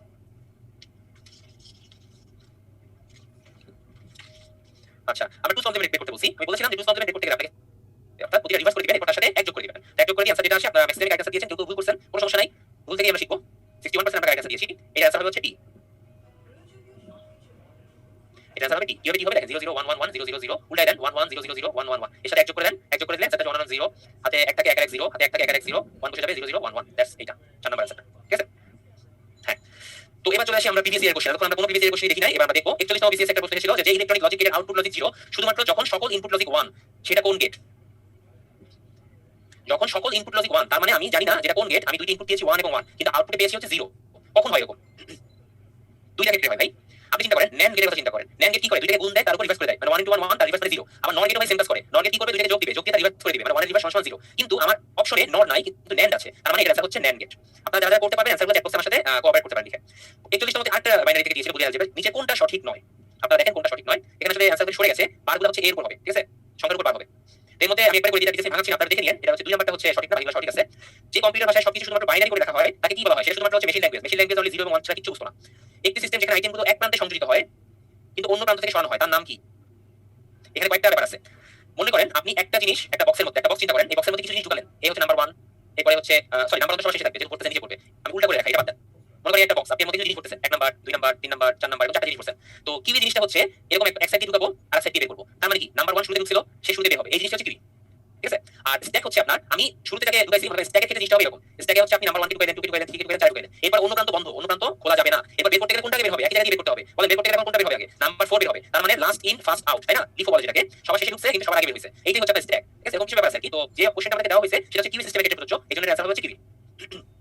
পরে চলে আসি আমরা কিছু বেসিক কোশ্চেন দেখব। একটি রিলেশনাল ডেটাবেস মডেল নিচে কোনটি দ্বারা রিলেশন প্রকাশ করা হয়? সাধারণত টেবিল দ্বারা রিলেশন প্রকাশ করা হয়। টেবিলের মধ্যে কিছু জিনিস থাকে, মনে করেন টেবিল রাখলাম, এটা মনে টেবিল, হ্যাঁ এরকম আছে। মনে করেন এটা হচ্ছে ক্রমিক নাম্বার, এটা হচ্ছে রোল, এটা হচ্ছে প্রাপ্ত নম্বর, এটা হচ্ছে পাস বা ফেল। ঠিক আছে? এরপর এখানে নাম দেওয়া আছে, যে কার কে কত। তো এই একটা টেবিল, এই টেবিলের মাধ্যমেই হচ্ছে প্রতিটা অ্যাট্রিবিউটস, এই যে ক্রমিক নাম্বার, রোল নাম্বার, প্রাপ্ত নম্বর, পাস করেছে কিনা, এই সবগুলো হচ্ছে অ্যাট্রিবিউটস। ঠিক আছে, আমি আবার বারবার বলতেছি, এই প্রতিটা জিনিস হচ্ছে একটা অ্যাট্রিবিউটস, অ্যাট্রিবিউটসগুলোকে অ্যাড করে টেবিলে যোগ করা হয়, তৈরি করা হয়। ঠিক আছে, আর প্রতিটা টেবিলে যে একটা রো আছে, এগুলোকে বলা হয় হচ্ছে এন্টিটি। প্রতিটা টেবিলে রোগুলো আছে, যে সম্পর্কগুলো ডিফাইন করা হচ্ছে, এগুলো হচ্ছে এন্টিটি, অর্থাৎ অ্যাট্রিবিউটস মিলে এন্টিটি তৈরি হয়, এন্টিটি মিলে টেবিল তৈরি হয়। সো আলটিমেটলি রিলেশনাল ডেটাবেস মডেলে কোনটি দ্বারা রিলেশন প্রকাশ করা হচ্ছে? আলটিমেটলি টেবিল দ্বারা রিলেশন প্রকাশ করা হচ্ছে, কারণ টেবিলের মধ্যে অ্যাট্রিবিউটস বা রো সবাই থেকে যাচ্ছে। ঠিক আছে, আচ্ছা, পরের প্রশ্ন হচ্ছে পুশ এবং পপ কোনটার সাথে যুক্ত? এটা হচ্ছে স্ট্যাকের সাথে। একটু আগে স্ট্যাক আঁকিয়েছিলাম আমরা, পুশ এবং পপ স্ট্যাকের সাথে যুক্ত। নিচে কোনটি ডেটাবেস ল্যাঙ্গুয়েজ?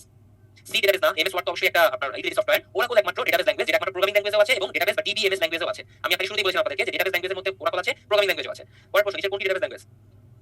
বলেন দেখি। এটা ডেফিনেশন ল্যাঙ্গুয়েজ ডিডিএল আমি পড়িয়েছিলাম, ডিএমএল এটা মনে বলা হয় নাই, এবং কোয়েরি ল্যাঙ্গুয়েজ কিউএল, এই সবগুলোই ডেটাবেস ল্যাঙ্গুয়েজ। ঠিক আছে, এই সবগুলোই ডেটাবেস ল্যাঙ্গুয়েজ।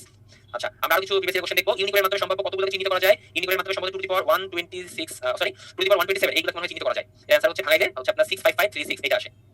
আচ্ছা, এরপর নিচে কোন প্রোগ্রামটি একটি সম্পূর্ণ কম্পিউটার প্রোগ্রামকে একবারে অনুবাদ সম্পাদনা করে? দেখেন, এটা কোশ্চেন আমি দিয়েছিলাম, আবার দিয়েছি আপনাদের জন্য।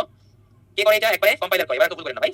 নিচের কোনটি 52 16 বাইনারি রূপ, মানে হেক্সাডেসিমাল থেকে বাইনারিতে নিতে বলেছে। তার মানে এখানে দুইটা সংখ্যা আছে, 5 এবং 2, দুইটা হেক্সাডেসিমাল সংখ্যা আছে, আমাকে বাইনারিতে নিতে হবে। আমি কি করব? প্রতিটা হেক্সাডেসিমালের জন্য 4টা করে বাইনারি ডিজিট লাগবে আমার। প্রতিটার জন্য 4টা করে বাইনারি ডিজিট লাগবে। 5 কে যদি প্রকাশ করি সেটা হয় হচ্ছে আপনার 0101, এটা করলে 5 হয়, আর 2 হয় হচ্ছে আপনার 0010। এই হচ্ছে আপনার आंसर, সেটা হচ্ছে 1 নাম্বার। পরেরটা হচ্ছে ওয়ান্স কমপ্লিমেন্ট, 38 9 বিসিএস খুবই সহজ, যাবতীয় 1 এর জায়গায় যাবতীয় 0 করে দিবেন আর आंसर চলে আসবে, সেটা হচ্ছে 3 নাম্বার। পরের প্রশ্ন, কোনটি সঠিক নয়? a + 0 = a, এটা আমরা জানি, a * 1 করলে হয় a, সেটাও আমরা জানি, a + a বার করলে 1 হয়, কিন্তু a * a বার করলে আসলে 0 হয়। তার মানে এইটা সঠিক না। একটি লজিক গেটের আউটপুট 1 হয় যখন সব ইনপুট 0 থাকে। আমি এটা আপনাদেরকে XOR গেট পড়ানোর সময় বলেছিলাম। এটাই হচ্ছে সেই প্রশ্নটা। এখানে কথা হচ্ছে বলছেন সব ইনপুট সিমিলার হয়। এখানে সব ইনপুট সিমিলার না, এখানে সব ইনপুট 0 থাকে। একজন আপু আমাকে জিজ্ঞেস করেছিলেন যেহেতু NAND গেটের ক্ষেত্রে হয়, হ্যাঁ, এটা NAND গেটের জন্য হবে। কিন্তু যদি হয় যে আউটপুট 1 হয় যখন সব ইনপুট 0 থাকে বা সিমিলার থাকে, অর্থাৎ হয় 0 না হয় 1, সেক্ষেত্রে XOR হয়ে যাবে এটা। পরের প্রশ্নটা খেয়াল করেন, একটি দুইটা ইনপুট লজিক গেটের আউটপুট 0 হবে যদি এই ইনপুটগুলো সমান হয়। এই 37 নম্বর প্রশ্ন, এটা অবশ্যই হচ্ছে XOR। অর্থাৎ ইনপুট আমি হয় 0 দিব অথবা 1 দিব। ঠিক আছে, কোন গেটের ক্ষেত্রে হবে? আউটপুট 0 হবে কোন গেটের ক্ষেত্রে? XOR এর ক্ষেত্রে। সো গেটগুলো চিন্তা করতে হবে, গেটগুলোর আউটপুট ফাংশনটা মনে রাখতে হবে, তাহলে আপনি এগুলো অ্যান্সার করতে পারবেন। পরে দুইটা বাইনারি যোগ করতে বলছে ভাই, যোগ করে নিয়েন, এর অ্যান্সারটা আসলে এখানে দেওয়া নাই, সো এটা অপশন হবে কোনটাই না। বুলিয়ান অলজেব্রা নিচের কোনটি সঠিক? ভালো করে আবার দেখেন কোনটা সঠিক। a * a, এটা a হইতো, a + a 2a হয় না, a হয়। উপরে কোনটাই না, a + a বার 1 হয়, এটাই হচ্ছে সঠিক অ্যান্সার। নিচের কোনটি অক্টাল নাম্বার নয়? 40 নম্বর বিসিএস এসেছিল। আপনারা এই প্রশ্নের অ্যান্সার দিবেন, আপনার জন্য লাস্টের প্রশ্ন। নিচের কোনটি অক্টাল নাম্বার নয়? অ্যান্সার করেন, আমি দেখতেছি। না, রাজীব আপনারটা ভুল হইছে, তৌহিদ আপনারটা ভুল হইছে। হ্যাঁ, আর করতে হবে, থামেন। অক্টাল নাম্বারে কি বলছি ভাই? অক্টালে হচ্ছে 0 1 2 3 4 5 6 7, অর্থাৎ এই 8টা ডিজিট থাকবে। এই 8 ডিজিট ছাড়া কোনো ডিজিট থাকবে না। তার মানে অক্টালে কিন্তু কোথাও 8 এবং 9 এই দুটো ডিজিট হয় না। তাহলে দেখেন এখানে কোথায় 8 বা 9 আছে, সেটাই আমার অ্যান্সার না। এই যে 19 19 এ 9 আছে, তার মানে এটা অক্টাল নাম্বার নয়। ঠিক আছে, জাস্ট একটু মাথায় রাখলেই হয়। তো এই ছিল আপনাদের সাথে আমার আজকের লেকচার। আজকে এখানেই সমাপ্তি ঘোষণা করতেছি। এতক্ষণ খুব মনোযোগ দিয়ে থাকার জন্য আপনাদেরকে ধন্যবাদ এবং শুভরাত্রি। সবার জন্য শুভকামনা। অনেক সময় হয়ে গেছে, আর বেশি কথা বলবো না। এবং আমাদের মতো এটা বিসিএস কঠিন নয়, প্রস্তুতি যদি গোছানো হয়, আপনি যদি টেকনিক্যালি পড়েন, ঠিকভাবে পড়েন, তাহলে আপনার সাফল্য অফকোর্স আসবেই। সো নেক্সট টাইম পরের ক্লাসে দেখা হবে ইনশাআল্লাহ। সবাই ভালো থাকেন, সুস্থ থাকেন এবং আমার কো-প্যানেলিস্ট ভাইয়াকে অসংখ্য ধন্যবাদ। আপনি কোশ্চেনগুলো লঞ্চ করে দিয়েছেন এবং কিউএনএ অ্যান্সার দিয়েছেন। ভাইয়া যদি কিছু বলেন please. Thank you Shakib for your excellent class. আচ্ছা, আমাকে শোনা যাচ্ছে সাকিব? সাকিব শোনা যাচ্ছে? হ্যাঁ হ্যাঁ ভাইয়া, শোনা যাচ্ছে প্লিজ। ওকে, আপনাদের অসুবিধার্থে আমি একটা কারেকশন করে দেবো। সেটা হচ্ছে কল নাম্বার কোশ্চেন 4 যেটা ছিল, হ্যাঁ, কল নাম্বার কোশ্চেন 4 আপনারা একটু কারেকশন করে নিন। ওটা 5.75 হবে না, এটা হচ্ছে 5.586 হবে। এটা ক্যালকুলেশন একটু রং আছে, হ্যাঁ, মানে ফার্স্ট যেটা ঠিক আছে, পরেরটা কারেকশন হবে। এটা এক নাম্বার। আর যে কোশ্চেনটা হচ্ছে আমি সবচেয়ে বেশি দেখলাম, মানে সবার মধ্যে কনফিউশন, এটা একটু আপনারা একটু মানে কনফিউশনটা দূর করে দেন, হ্যাঁ, আমি একটু জাস্ট বলেছি এক সেকেন্ডের মধ্যে। সেটা হচ্ছে 1 + 1 + 1 + 1 এরকম, এটা ইকুয়াল টু কি বলতে হলে যদি এরকম কোশ্চেন থাকে, যদি বুলিয়ান অলজেব্রায় প্রশ্ন করা হয়, বুলিয়ান অলজেব্রায় 1 + 1 + 1 + 1 কত, তাহলে আপনারা आंसर করবেন 1। আর যদি আপনাদেরকে বলা হয় যে বাইনারি যোগ কত, 1 + 1 + 1 + 4, চারটা এক করলে নরমালি 4 হয়, আর 4 কে আবার বাইনারিতে কনভার্ট করলে 100 হয়। সুতরাং আপনারা কিন্তু ওই জায়গায় বাইনারি প্রশ্ন কথাটা ওয়ার্ডটা বললে কিন্তু आंसर হবে 100, আর যদি ওখানে বলা হয় যে বুলিয়ান, তাহলে কিন্তু आंसर হবে 1। আমি 100টা 1 এক করলে বুলিয়ানে কিন্তু 1 आंसर হবে, আর বাইনারি বললে কিন্তু আবার 1 + 1 + 1 বুলিয়ানে হচ্ছে, হ্যাঁ, বুলিয়ানে হচ্ছে আপনার যতগুলো মানি দিই না কেন সবগুলোই 1 আসবে, আর বাইনারিতে হচ্ছে আমরা যখন যোগ বিয়োগগুলো করি বাইনারিতে সেটা হবে আর কি। থ্যাংক ইউ ভাইয়া। Thank you. ঠিক আছে, সবার জন্য শুভকামনা, শুভরাত্রি, আসসালামু আলাইকুম। সবাইকে ধন্যবাদ। ভাই শেষ করে দিতে পারেন ইনশাআল্লাহ।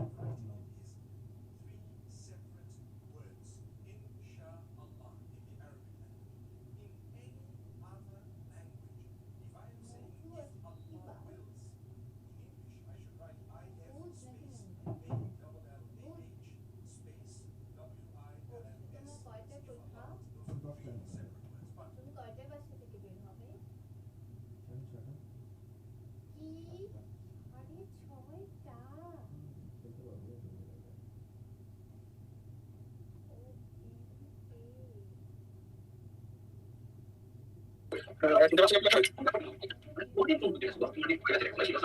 শুনতে পাচ্ছেন আমাকে? সাবির ভাই? ইনশাআল্লাহ শুরু করে দিতে পারি। হ্যাঁ ভাই, আমরা 2 মিনিটের মধ্যে ইনশাআল্লাহ শুরু করে দিব। হ্যাঁ, জাস্ট 2 মিনিট। আমরা কোনো কোশ্চেন দিব না, লাস্টের সময় থাকলে আমরা কোশ্চেন ট্রাই করব ইনশাআল্লাহ।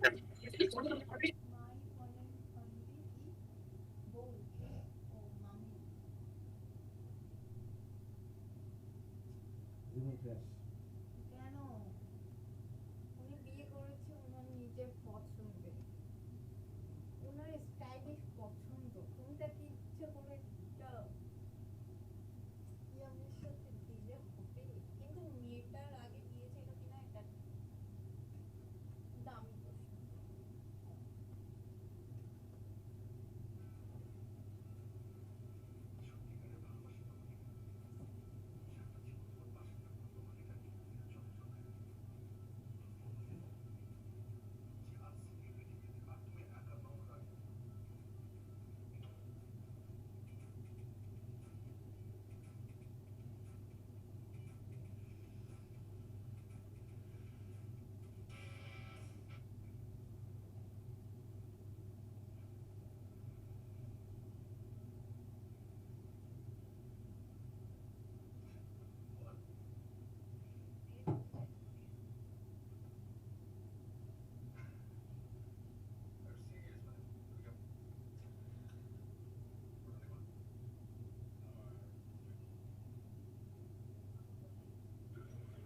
আসসালামু আলাইকুম সবাইকে এবং শুভ সন্ধ্যা এবং আজকের ক্লাসে স্বাগত জানাচ্ছি কম্পিউটার ও তথ্য প্রযুক্তি লেকচার 3।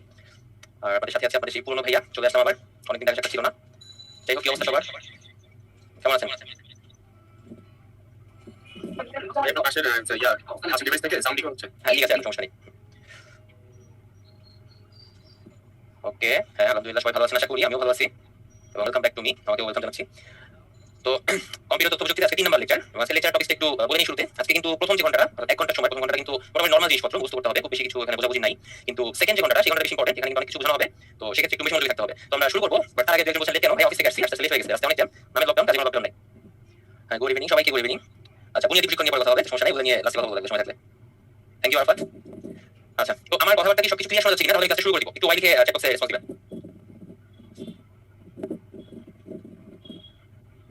আচ্ছা ওকে, আমি ধরে নিচ্ছি আমার কথা সবকিছু ক্লিয়ার আছে, তাহলে আমরা বেশি সময় নিব না, সুজন সাক্ষাৎ হলো, আমরা এখন ক্লাসে চলে যাবো। তো আজকের টপিকটা হচ্ছে আমাদের কম্পিউটার প্রোগ্রাম, প্রোগ্রামিং ল্যাঙ্গুয়েজ এবং প্রোগ্রামিং ল্যাঙ্গুয়েজের জেনারেশনগুলো ছিল, সেগুলো নিয়ে কিছু আলোচনা আছে। সাথে মোস্ট ইম্পর্টেন্ট টপিক যেটা, যেখানে একটু বোঝাবুঝি জিনিসপত্র থাকে, কম্পিউটার নম্বর সিস্টেম, লজিক গেট, এই জিনিস থাকবে। আর তার সাথে ডেটাবেস সিস্টেমে শুরুতে কিছু দুইটা সাইড আমাদের আছে।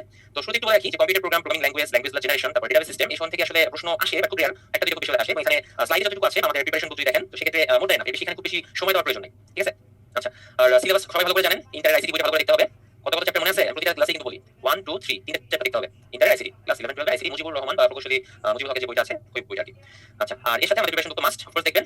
তো যাত্রা শুরু করি। আজকের টপিকগুলো একটু সাজিয়ে দেখানো হয়েছে স্লাইডটাতে, পরের স্লাইডে চলে আসি। প্রথমটাই হচ্ছে ডেটাবেস বা ডেটাবেস সিস্টেম বা ডিবিএমএস। আচ্ছা, ডেটাবেস ম্যানেজমেন্ট সিস্টেমকে সংক্ষেপে ডিবিএমএস বলা হয় এবং ডিবিএমএস টা হচ্ছে মোটামুটি বিসিএস এর রিটেনে এখান থেকে প্রশ্ন কয়েকবার আসছে, 37 এসেছিল, 35 মনে এসেছিল। এখান থেকে 2 আই মার্ক 3 মার্কের প্রশ্নগুলো আসে এটার ক্ষেত্রে। এখন কথা হচ্ছে পিডির ক্ষেত্রে আমরা তাহলে কি করব? হ্যাঁ, পিডিতে আমরা যা করব রিটেনে বলতে গেলে প্রায় একই রকম জিনিস করব, খুব বেশি নতুন কিছু এখানে থাকে না। তো ডেটাবেস সম্পর্কে আপনারা যেহেতু অনেকেই কম্পিউটার চালনা করেন এবং মোটামুটি ইঞ্জিনিয়ার অনেক আছে এবং ইঞ্জিনিয়ারিং বাইরেও যারা আছেন, সবাই কিন্তু ডাটা কি বা ইনফরমেশন কি এগুলো সম্পর্কে আইডিয়া আছে। আচ্ছা বলেন ভাই, ডেটা কি আর ইনফরমেশন কি? দেখি আপনাদের কাছে একটু প্রথমে অ্যান্সারটা জেনে নিই।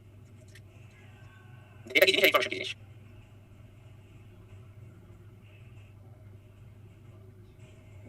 ওকে, অনেকগুলো কথা চলে এসেছে এর মধ্যে, ইনফরমেশনের তথ্য। হ্যাঁ ভাইয়া, বাংলা অনুবাদটা সুন্দর হয়েছে।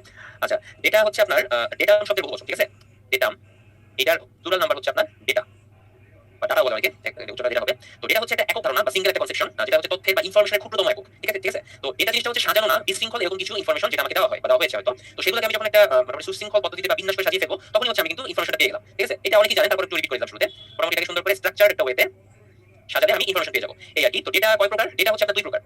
ডেটা টু টাইপস, একটা হচ্ছে নিউমেরিক্যাল, একটা হচ্ছে নন নিউমেরিক্যাল। নিউমেরিক্যাল বলতে বোঝানো হয় হচ্ছে, আমি লিখে দিই, নিউমেরিক্যাল গুলো হচ্ছে আপনার নাম্বার, যেগুলো মনে করেন সংখ্যাবাচক ডাটা আর কি, যে 11 20 25 29 এরকম আর কি।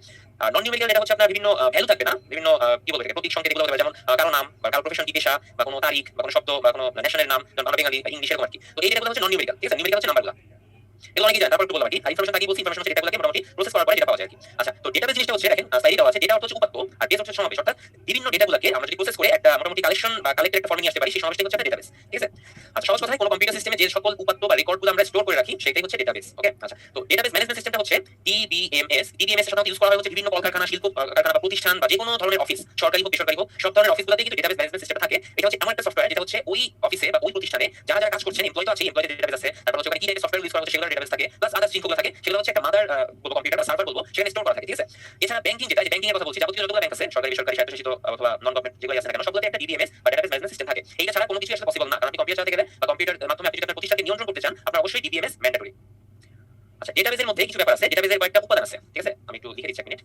উপাদান, ডেটাবেসে কিছু উপাদান আছে। তো উপাদানগুলো কি?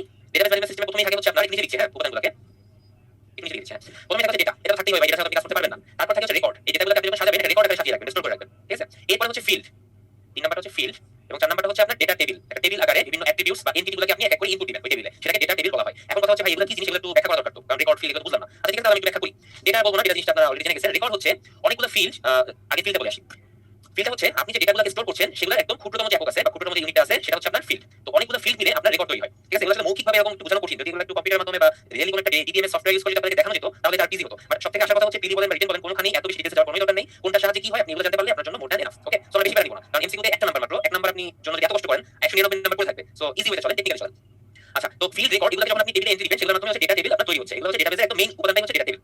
ডেটা হায়ারার্কি বলে একটা ইনফো আছে, একটা উপাদান আছে, সেটা হচ্ছে ডেটা হায়ারার্কি গুলো হচ্ছে বিভিন্ন bit byte field record file এগুলো সমন্বয়ে গঠিত একটা উপাদান, ঠিক আছে। সেটা হচ্ছে ডেটা হায়ারার্কি। তো ডেটা হায়ারার্কি দেখেন একটু খেয়াল করে দেখেন, ফিল্ড রেকর্ড টেবিল এগুলো আমি অলরেডি বলে ফেলছি, তো ওই উপাদানটাকে ডেটা হায়ারার্কিতে সুন্দর করে ব্যাখ্যা করা হয় আর কি। তো বিট বাইট টেবিল সম্পর্কে মনে হয় কারো কোনো প্রশ্ন নাই। এক বাইটে কত বিট বলতে পারবেন? এক বাইটে কত বিট, নাকি এক বিটে কত বাইট একটু বলেন। হ্যাঁ সাকিব, থ্যাংক ইউ, আপনি কয়েকটা ডেটাবেস ম্যানেজমেন্ট সফটওয়্যার কথা বলে ফেলছেন, অসুবিধা নেই, আমরা পরে বলবো। আচ্ছা, এক বাইট হচ্ছে সমান 8 বিট, এটাই ম্যাক্সিমাম বলছেন। আর এক বিট তাহলে কত বাইট? 1/8 বাইট, অর্থাৎ 8 ভাগের 1 ভাগ। এটা উল্টা উল্টা করে আসতে পারে মাঝে মধ্যে, দেখে রাখতে হবে আমাদেরকে। আচ্ছা, এখন কথা হচ্ছে ডিবিএমএস এর কয়েকটা উদাহরণ আমার দরকার, যে কোন টাইপের সফটওয়্যারগুলো সাধারণত এই ব্যাংক বা শিক্ষা প্রতিষ্ঠান বা সরকারি বেসরকারি অফিস সমূহ এগুলো ইউজ করে থাকে সেটা দেখা দরকার। আচ্ছা তাহলে দেখি ডিবিএমএস এর কয়েকটা সফটওয়্যারের উদাহরণ দেখো। যেমন মাইক্রোসফট অ্যাক্সেস নামে একটা সফটওয়্যার আছে, এটা আপনি আপনার কম্পিউটারে পাবেন। যারা এমএস অফিস ইনস্টল করে কম্পিউটার ইউজ করছেন তো মাইক্রোসফট অ্যাক্সেস আপনি অবশ্যই পাবেন। আপনি ক্লাস শেষে এটা দেখেন, আপনার মাইক্রোসফট অফিসে মাইক্রোসফট অ্যাক্সেস নামে একটা সফটওয়্যার আছে, এটা দিয়ে আপনি ইজিলি ডিবিএমএস টা চালু করতে পারবেন। এরপর ওরাকল আছে, ওরাকল জিনিসটা ভাই খুব অবাক করার বিষয়। ওরাকল আপনার প্রোগ্রামিং ল্যাঙ্গুয়েজ আছে, তারপরে হচ্ছে আপনার এই ডেটাবেস ম্যানেজমেন্ট সফটওয়্যার আছে, বেশ কয়েক জায়গায় আছে। আর ওরাকল নামে একটা প্রকাশিত গাইডও আছে। এরপর আছে মাই এসকিউএল, এসকিউএল বড় হাতের এস বড় হাতের কিউ বড় হাতের এল। এরপর আছে এসকিউএল সার্ভার, এটা একটা ডেটাবেস ম্যানেজমেন্ট সিস্টেম সফটওয়্যার। তো মোটামুটি এগুলো ইম্পর্টেন্ট, এগুলো মনে রাখলেই হবে, বেশি দরকার হয় না। তো আমরা পরের স্লাইডে আসি। এই স্লাইডে দেখেন আর কিছু উদাহরণ দেওয়া আছে, আমি যেগুলো লিখেছি তার বাইরেও দেখেন, এজন্য আমি এগুলো বলবো না। Access server, IBM DB2, MySQL, Oracle, visual fox pro, file maker pro.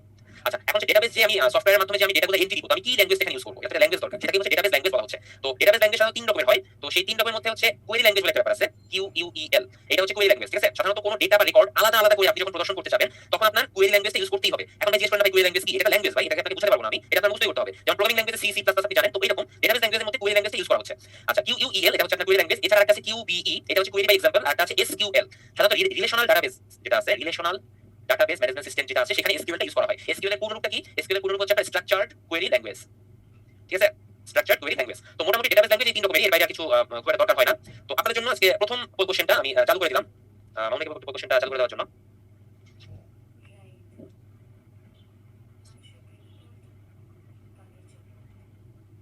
ওকে, আপনাদের জন্য পোলটা লঞ্চ হয়ে গেছে, জাস্ট হাফ মিনিট টাইম পাবেন, এর সময় দিব না। এটা ভাই ভুল করা যাবে না, আমি কেবল কথাটা বলে আপনাদেরকে পোল কোশ্চেন নিয়ে আসছি।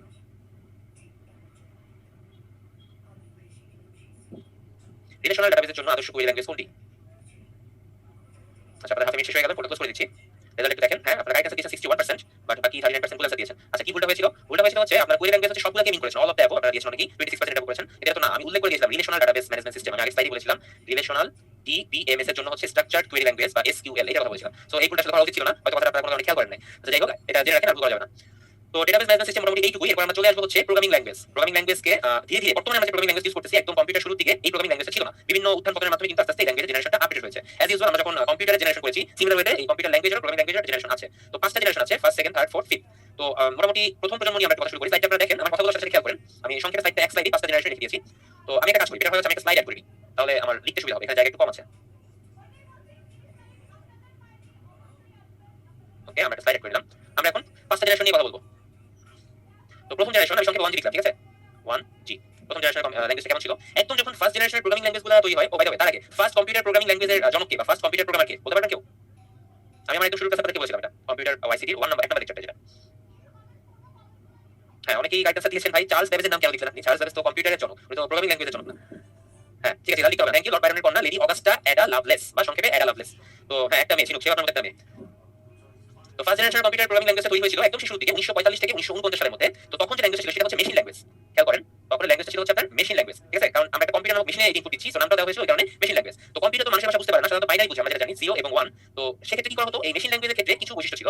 মেশিন ল্যাঙ্গুয়েজের জন্য হচ্ছে অবজেক্ট প্রোগ্রাম থাকতো একটা, ঠিক আছে? মেশিন ল্যাঙ্গুয়েজে একটা অবজেক্ট প্রোগ্রাম লিখতে হতো, দেন সেটা কম্পিউটারে ইনপুট দেওয়া হতো। তো এখানে হচ্ছে আপনার বিট, বাইট, মেমোরি অ্যাড্রেস এগুলো ইউজ করা হয়েছে। বিট ছিল, বাইট ছিল, মেমোরি অ্যাড্রেস বা এমএসসি ম্যাক অ্যাড্রেস এগুলো ইউজ করা হয়েছিল। তো এখানে সুবিধা কি ছিল? সুবিধাগুলো ছিল হচ্ছে একটু ছোট করে লিখে দিই। সুবিধা হচ্ছে আপনার প্রোগ্রামগুলো খুব ছোট ছিল, প্রোগ্রামগুলো সাইজে ছোট ছিল, লিখতে সহজ ছিল, খুব দ্রুত মেশিন ইনপুট দেওয়া যেত, আর মেমোরি কম লাগতো, মেমোরি স্পেসটা কম লাগতো। আর অসুবিধা ছিল হচ্ছে আপনার কোনো রকম ট্রান্সলেটর বা অনুবাদক বা কম্পাইলার ইন্টারপ্রিটার যেটাই বলেন না কেন, কোনো কিছুর প্রয়োজন হতো না, অনুবাদকের প্রয়োজন ছিল না, এটা ছিল সুবিধা। আচ্ছা, অসুবিধা কি ছিল? অসুবিধা ছিল হচ্ছে আপনার যে এই মেশিন ভাষায় লিখিত যে প্রোগ্রামগুলো এগুলো সাধারণত বোঝা যেত না, ঠিক আছে? খুব জটিল ছিল এবং সময় সাপেক্ষ ছিল, প্রোগ্রাম ছোট হলেও এটা জটিল ছিল। আচ্ছা হ্যাঁ, টাইম কনজিউমিং। আরেকটা জিনিস হচ্ছে এইখানে আপনি একটা কম্পিউটারের জন্য যে মেশিন ল্যাঙ্গুয়েজটা ব্যবহার করতেছেন সেই ল্যাঙ্গুয়েজটা অন্য কম্পিউটারে ইনপুট দেওয়া যেত না, অর্থাৎ এটা ইউনিভার্সাল বা সার্বজনীন ছিল না। তো এইগুলো ছিল মোটামুটি অসুবিধা। তো আমরা 1G থেকে এখন 2G তে চলে আসি। 2G তে কি হলো? 2G এর জেনারেশনটা ছিল হচ্ছে আপনার 1950 থেকে মোটামুটি 1959 পর্যন্ত। তো এইখানে যে ল্যাঙ্গুয়েজ ইউজ করা হয়েছিল সেটা হচ্ছে অ্যাসেম্বলি ল্যাঙ্গুয়েজ, অ্যাসেম্বলি ল্যাঙ্গুয়েজ, ওকে? তো এই ল্যাঙ্গুয়েজে কি কি বৈশিষ্ট্য ছিল? এখানে সাধারণত এক ধরনের সাংকেতিক কোড ইউজ করা হতো, তো একে সিম্বলিক কোড বলা হতো, সিম্বলিক কোড ইউজ করা হতো এই ধরনের অ্যাসেম্বলি ল্যাঙ্গুয়েজে। তো এখানে বাইনারি পরিবর্তে কিছু শব্দ সংকেত বা কোড যেটা বললাম এগুলো ইউজ করা হতো। এবং এই সুবিধা সমূহ ছিল হচ্ছে, এই সুবিধা হচ্ছে আপনার মেশিন ল্যাঙ্গুয়েজ থেকে টাইম কম লাগতো, প্রোগ্রামটা করতে টাইম কম লাগতো। 2 নম্বর হচ্ছে এই ধরনের প্রোগ্রামে আগের যে মেশিন ল্যাঙ্গুয়েজ ছিল সেখান থেকে ভুলের পরিমাণ কিছুটা কমে গেল, ভুলের পরিমাণ কম হলো, ঠিক আছে? সংক্ষেপে লিখেছি, বুঝে নিন। আচ্ছা, এখন অসুবিধা কি ছিল ভাই? কোনো কিছু সুবিধা মানে এককভাবে থাকে না, দুইটা মিলে থাকে। তো এর অসুবিধা ছিল, কি অসুবিধা ছিল? যে ছোট আকৃতির যে কম্পিউটারগুলো ছিল সেই কম্পিউটারে হচ্ছে আপনার এই অ্যাসেম্বলি ল্যাঙ্গুয়েজ ইউজ করা একটু কঠিন হয়ে যেত, এবং এখানে হচ্ছে আপনার অনুবাদকের প্রয়োজন হতো, অনুবাদক দরকার ছিল, এটা একটা অসুবিধা ছিল, কারণ মেশিন ল্যাঙ্গুয়েজ আমরা দেখেছি কোনো অনুবাদকের দরকার ছিল না। সো এখানে একটা ঝামেলা যুক্ত হয়েছে। ওকে, আমরা 2G থেকে আবার চলে আসবো 3G তে। 3G জেনারেশনে কি ছিল? 3G তে হচ্ছে আপনার 1960 থেকে 1969 এই 9 বছর বা 10 বছরের সময়কালে third generation programming language develop হয়েছিল। তো এটাকে বলা হয় হচ্ছে আপনার হাই লেভেল ল্যাঙ্গুয়েজ বা উচ্চতর ল্যাঙ্গুয়েজ, হাই লেভেল ল্যাঙ্গুয়েজ বলা হতো এটাকে। আচ্ছা, এই সময়টাতেই আপনার কিছু প্রোগ্রামিং ল্যাঙ্গুয়েজ ধীরে ধীরে যেগুলো আমরা বর্তমানে ইউজ করতেছি, তো সেগুলো আস্তে আস্তে ডেভেলপ করা শুরু করলো। আপনারা ড্যানিয়েল রিচির নাম শুনেছেন কে? ড্যানিয়েল রিচি নাম শুনেছেন কিনা কেউ? হ্যাঁ, অনেকে শুনেছেন। বেল ল্যাবে উনি হচ্ছেন computer language C, C plus plus এগুলো ডেভেলপ করার জন্য অনেক কিছু অবদান রেখেছিলেন উনি। তো এটা হচ্ছে সেই 1969-70 সালের সময় কথা বলছি। হ্যাঁ, ডেনিস রিচি বা ড্যানিয়েল রিচি যেটা বলেন না কেন, সি প্রোগ্রামিং এর জন্য। হ্যাঁ, রিচি বইটা আমরা পড়ছিলাম আমাদের ইঞ্জিনিয়ারিং সময়, অনেক বেশি প্যাসেজ লেখা ছিল খুবই। তো যেখানে ছিলাম, তো এখানে কি কি টাইপের ল্যাঙ্গুয়েজ ইউজ করা হয়েছে সেগুলোর নাম দেখে নিই। ফোরট্রান নামে একটা ল্যাঙ্গুয়েজ ছিল, তারপর হচ্ছে বেসিক নামে একটা ল্যাঙ্গুয়েজ ছিল, প্যাসকেল, তারপরে COBOL, C, C plus plus, সবগুলোই হচ্ছে আপনার মোটামুটি এই সময় ল্যাঙ্গুয়েজ, ঠিক আছে? Third generation language. Oracle, Python এগুলোর কথা বলেছিলাম ডিবিএমএস পড়ানোর সময়। তো এইগুলো সবই হচ্ছে আপনার থার্ড জেনারেশন। এখানে সুবিধা কি ছিল? সুবিধা আগে আমরা দেখব। সুবিধা হচ্ছে এইখানে ইউনিভার্সাল একটা ল্যাঙ্গুয়েজ তৈরি করা সম্ভব হয়েছিল, যে এক কম্পিউটারের ল্যাঙ্গুয়েজ আমরা সব কম্পিউটারে ইউজ করতে পারছি, ঠিক আছে? এটা সবথেকে বড় সুবিধা ছিল। আর 2 নম্বর হচ্ছে আপনার এখানে প্রোগ্রাম লেখা সহজ, টাইম কম লাগতো, এটা তো আছেই। এখানে ভুল ত্রুটি কমে গেল, এবং এখানে ইংরেজি ভাষার কিছু শব্দ আপনারা এই প্রোগ্রামিং ল্যাঙ্গুয়েজে ইউজ করতে পারতেন ওই সময়টাতে। এছাড়া তেমন কোনো সুবিধা ছিল না। কিছু অসুবিধা ছিল, এখানে হচ্ছে প্রোগ্রামের সাইজটা একটু বড় হয়ে গিয়েছিল, অসুবিধা লিখে দিই। প্রোগ্রামের সাইজ বড় হয়ে গিয়েছিল, সো এক্সিকিউট করতে একটু টাইম বেশি লাগতো। আর মাঝে মধ্যে হচ্ছে কম্পিউটার এই ল্যাঙ্গুয়েজটা বোঝা যেত না, দ্যাটস ওয়াই ইন্টারপ্রিটারের প্রয়োজন হতো, ইন্টারপ্রিটার বা ট্রান্সলেটরের প্রয়োজন হতো। ওকে, এই ছিল হচ্ছে থার্ড জেনারেশন। সংক্ষেপে যাই, এবার আছে 4G বা fourth generation language computer programming এর, যেটা হচ্ছে ভেরি হাই লেভেল ল্যাঙ্গুয়েজ, অর্থাৎ আগের থেকে একটা ভেরি যোগ করে দিলেই কাজ শেষ, ভেরি হাই লেভেল ল্যাঙ্গুয়েজ। তো এই জেনারেশনে কি কি ল্যাঙ্গুয়েজ ছিল? ল্যাঙ্গুয়েজ একটা উদাহরণ দেখে নিই। SQL/DS একটা কম্পিউটার ভাষা ছিল। ওরাকল একটা নতুন আপডেট ভার্সন হয়েছিল এই সময় একই নামে। এরপর হচ্ছে ইন্টেলেক্ট, এগুলো ছিল হচ্ছে আপনার ফোর্থ জেনারেশন প্রোগ্রামিং ল্যাঙ্গুয়েজের ভাষা। তো এই সুবিধাগুলো হচ্ছে আগের মতোই ইউনিভার্সাল, সব কম্পিউটার ইউজ করা যাবে। আর যে সুবিধা আছে, ডেটাবেস ম্যানেজমেন্ট সফটওয়্যার সিস্টেম খুব ইজিলি ইউজ করা যেত, অর্থাৎ DBMS টা উন্নত মানের হলো, ঠিক আছে? DBMS উন্নত মানের ইউজ করা যেত। আর যে কোনো সময় ডেটা স্টোর, রিপ্রিজার্ভ, রিপোর্ট তৈরি করা, কোয়েরি করা সবকিছু করা যেত। আর অসুবিধা হচ্ছে আপনার খুবই কম অসুবিধা ছিল, অসুবিধাটা একটু বলে রাখি। অসুবিধা ছিল হচ্ছে এই ভাষার সাহায্যে উচ্চ স্তরের মতো জটিল বা শক্তিশালী কম্পিউটার প্রোগ্রাম রচনা করা যেত না। আর অসুবিধা হচ্ছে অনুবাদ করার পর, অনুবাদ তো দরকার ছিলই, অনুবাদ করার পরে অনেক সময় কিছু কিছু প্রোগ্রামে বাগ দেখা দিত বা ডিবাগিং করার প্রয়োজন হতো। বা জিনিসটা আপনারা জানেন যে প্রোগ্রামে কোনো এরর হলে ডিবাগিং করতে হয়, ঠিক আছে? তো এটা নির্ভুল হচ্ছিল না, কিছু প্রবলেম দেখা দিত। আচ্ছা, ফিফথ জেনারেশনের কথা আমি লিখব না, ফিফথ জেনারেশনটা হচ্ছে আগের স্লাইড থেকে দেখাই দিব আপনাদেরকে। ফিফথ জেনারেশন হচ্ছে ন্যাচারাল ল্যাঙ্গুয়েজ বা স্বাভাবিক ভাষা, যেটা বর্তমান মানুষজন আমরা যে ভাষায় কথা বলছি, মনে করেন আপনি বাংলায় কথা বলেন, আপনি বাংলায় কথা বলছেন, কম্পিউটার সুন্দর করে সেটাকে ইনপুট হিসেবে নিল, সে বুঝে ফেলল আপনার ল্যাঙ্গুয়েজটা, আপনি যে ইনস্ট্রাকশন তাকে দিয়েছেন সে সুন্দর করে সেটাকে এক্সিকিউট করে দিল। তো এটা হচ্ছে আপনার মোটামুটি ন্যাচারাল ল্যাঙ্গুয়েজের একটা প্রচেষ্টা বর্তমানে চলমান রয়েছে। আর আগে যে অংশগুলো আমি আগে পরের স্লাইডে লিখে ফেলেছি সেগুলো উপরের স্লাইডে আছে, এগুলো দেখে নিবেন, আমি সব বলে ফেলছি, কোনো কিছু বাদ নেই। আচ্ছা, তাহলে আমি পরের স্লাইডে চলে যাচ্ছি।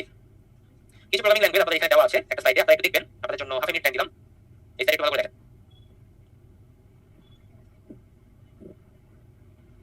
ফোরট্রান ছিল একদম শুরু থেকে একটা computer language. ALGOL, Lisp, LISP একটা মিনিং আছে, আমি একটু লিখে দিই। LISP মানে লিস্ট প্রসেসিং, এটার ফুল মিনিং ছিল। এছাড়া প্যাসকেলের নাম অনেকে জানেন, কোবলের নাম জানেন, বেসিক এটাও জানেন। অ্যাডা হচ্ছে সেই লর্ড বায়রনের কন্যা অ্যাডা বায়রনের নাম অনুসারে অ্যাডা রাখা হয়েছে। এরপরে সি নিয়ে কথা বলি, যুক্তরাষ্ট্রের 1970 সালে এটা বেল ল্যাবরেটরিতে ডেনিস রিচি উনি এই সি প্রোগ্রামিং ল্যাঙ্গুয়েজ তৈরি করেছিলেন। আচ্ছা, কি আছে? সি প্লাস প্লাস হচ্ছে আপনার object oriented program, object oriented language, object oriented programming language যেটা বলি না কেন। এটা তৈরি হয়েছিল আপনার 1980 সালে। আচ্ছা, এরপর কি আছে? পাইথন সাধারণত যারা ইঞ্জিনিয়ারিং পড়েন, কম্পিউটার সায়েন্স এবং ইঞ্জিনিয়ারিং পড়াশোনা করতে চান, তারা প্রথমে হচ্ছে পাইথনটা শেখানো হয়, বেসিক শেখানো হয় যত জানি। তো পাইথন শেখার পর ধীরে ধীরে সি প্লাস প্লাস আস্তে হায়ার ল্যাঙ্গুয়েজ দিকে যাওয়া হয়। আচ্ছা, জাভা আছে, জাভা কিছুটা সি প্লাস প্লাসের মতোই অবজেক্ট ওরিয়েন্টেড প্রোগ্রামিং ল্যাঙ্গুয়েজের মতো কিছুটা। জাভাটা খুব রিসেন্ট এসেছে 1995 সালে। এছাড়া আছে PHP 1995 সালে, এটাও সি প্রোগ্রামিং এর ভাষাকে ডেভেলপ করার মাধ্যমে আপডেট একটা ভাষা তৈরি করা হয়েছে, PHP, ঠিক আছে? তো এই স্লাইডে আপনারা দেখলেন কোন ল্যাঙ্গুয়েজটা কত সালে এসেছে, আপনাদের জন্য জাস্ট একটু দেখিয়ে রেখেছি। এটা ম্যান্ডেটরি না যে আপনাদের মুখস্থ করতে হবে, কোনো দরকার নাই। মোটামুটি C, C plus plus, Python, Java, PHP, তারপরে ফোরট্রান বা বেসিক, প্যাসকেল এরকম যেগুলোর নাম করা ল্যাঙ্গুয়েজ, ওদের মানে প্রোগ্রামিং ল্যাঙ্গুয়েজের ইনভেনশনের সালটা একটু মনে রাখতে পারলে ভালো হবে আশা করি। ঠিক আছে,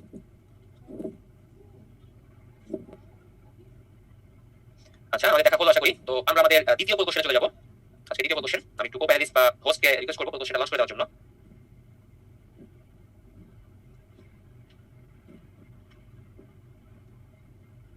ভাই একজন জিজ্ঞেস করেছেন ফোরট্রানটা কি মেশিন ল্যাঙ্গুয়েজ কিনা? ভাই ফোরট্রানটা যখন আবিষ্কার হয় তখন আমাদের আমরা মেশিন ল্যাঙ্গুয়েজের জেনারেশনটা পার করে এসেছি। মেশিন ল্যাঙ্গুয়েজ ছিল 1945 থেকে 1949 আর ফোরট্রান ল্যাঙ্গুয়েজ আবিষ্কার হয়েছে 1957 তে।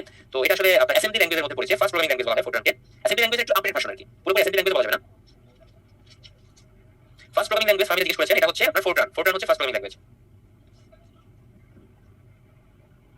আচ্ছা, কোশ্চেন অনেক সময় দেওয়া হয়ে গিয়েছে, আমরা পুরোটা ক্লোজ করে দিচ্ছি। রেজাল্ট আমরা শেয়ার দিলাম। Which programming language is not a high level language, এটা ছিল আমাদের প্রশ্ন।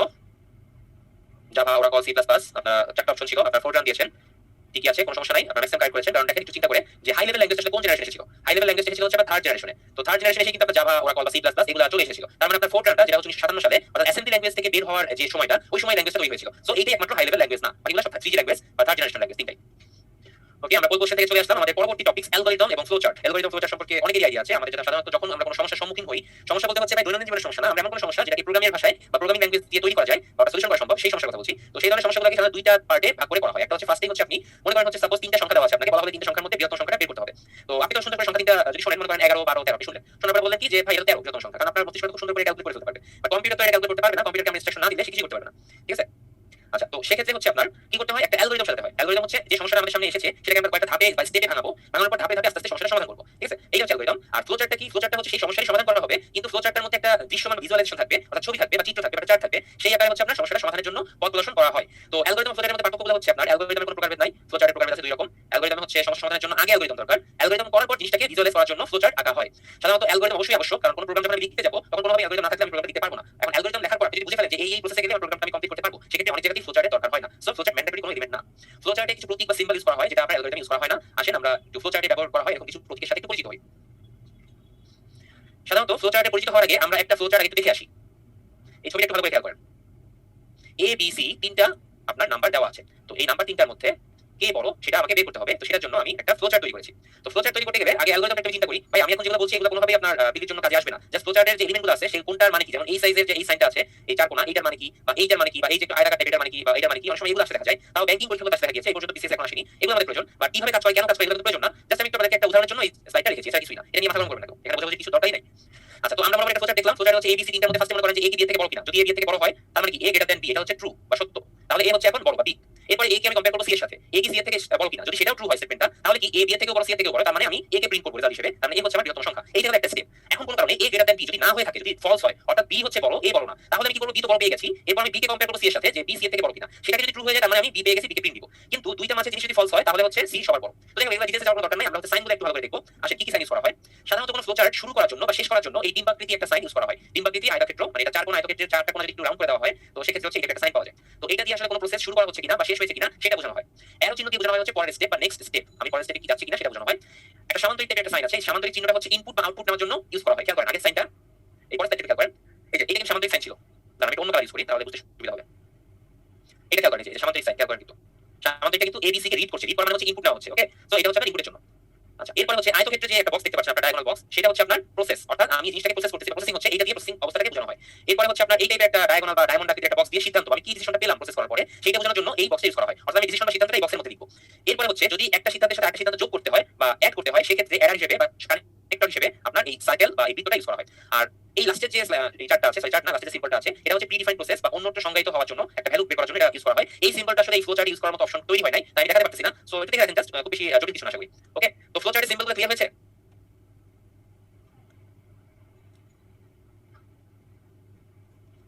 জাস্ট ওয়াইডলি রেসপন্স করলে হবে, বুঝে নিব। আচ্ছা ঠিক আছে, ওকে। তার মানে আমরা পরের স্লাইডে যেতে পারি। বাট পরের স্লাইডে যাওয়ার আগে আমরা ছোট করে একটা মিনিট একটা ব্রেক নিব, একটু রিফ্রেশ হন, কারণ অনেকক্ষণ কথা বললাম। Database language, programming language, flowchart, algorithm অনেক কথা বলা হয়ে গেছে। সো এক মিনিট একটু ব্রেনটাকে হালকা করেন, এক মিনিট পর ফিরে আসছি।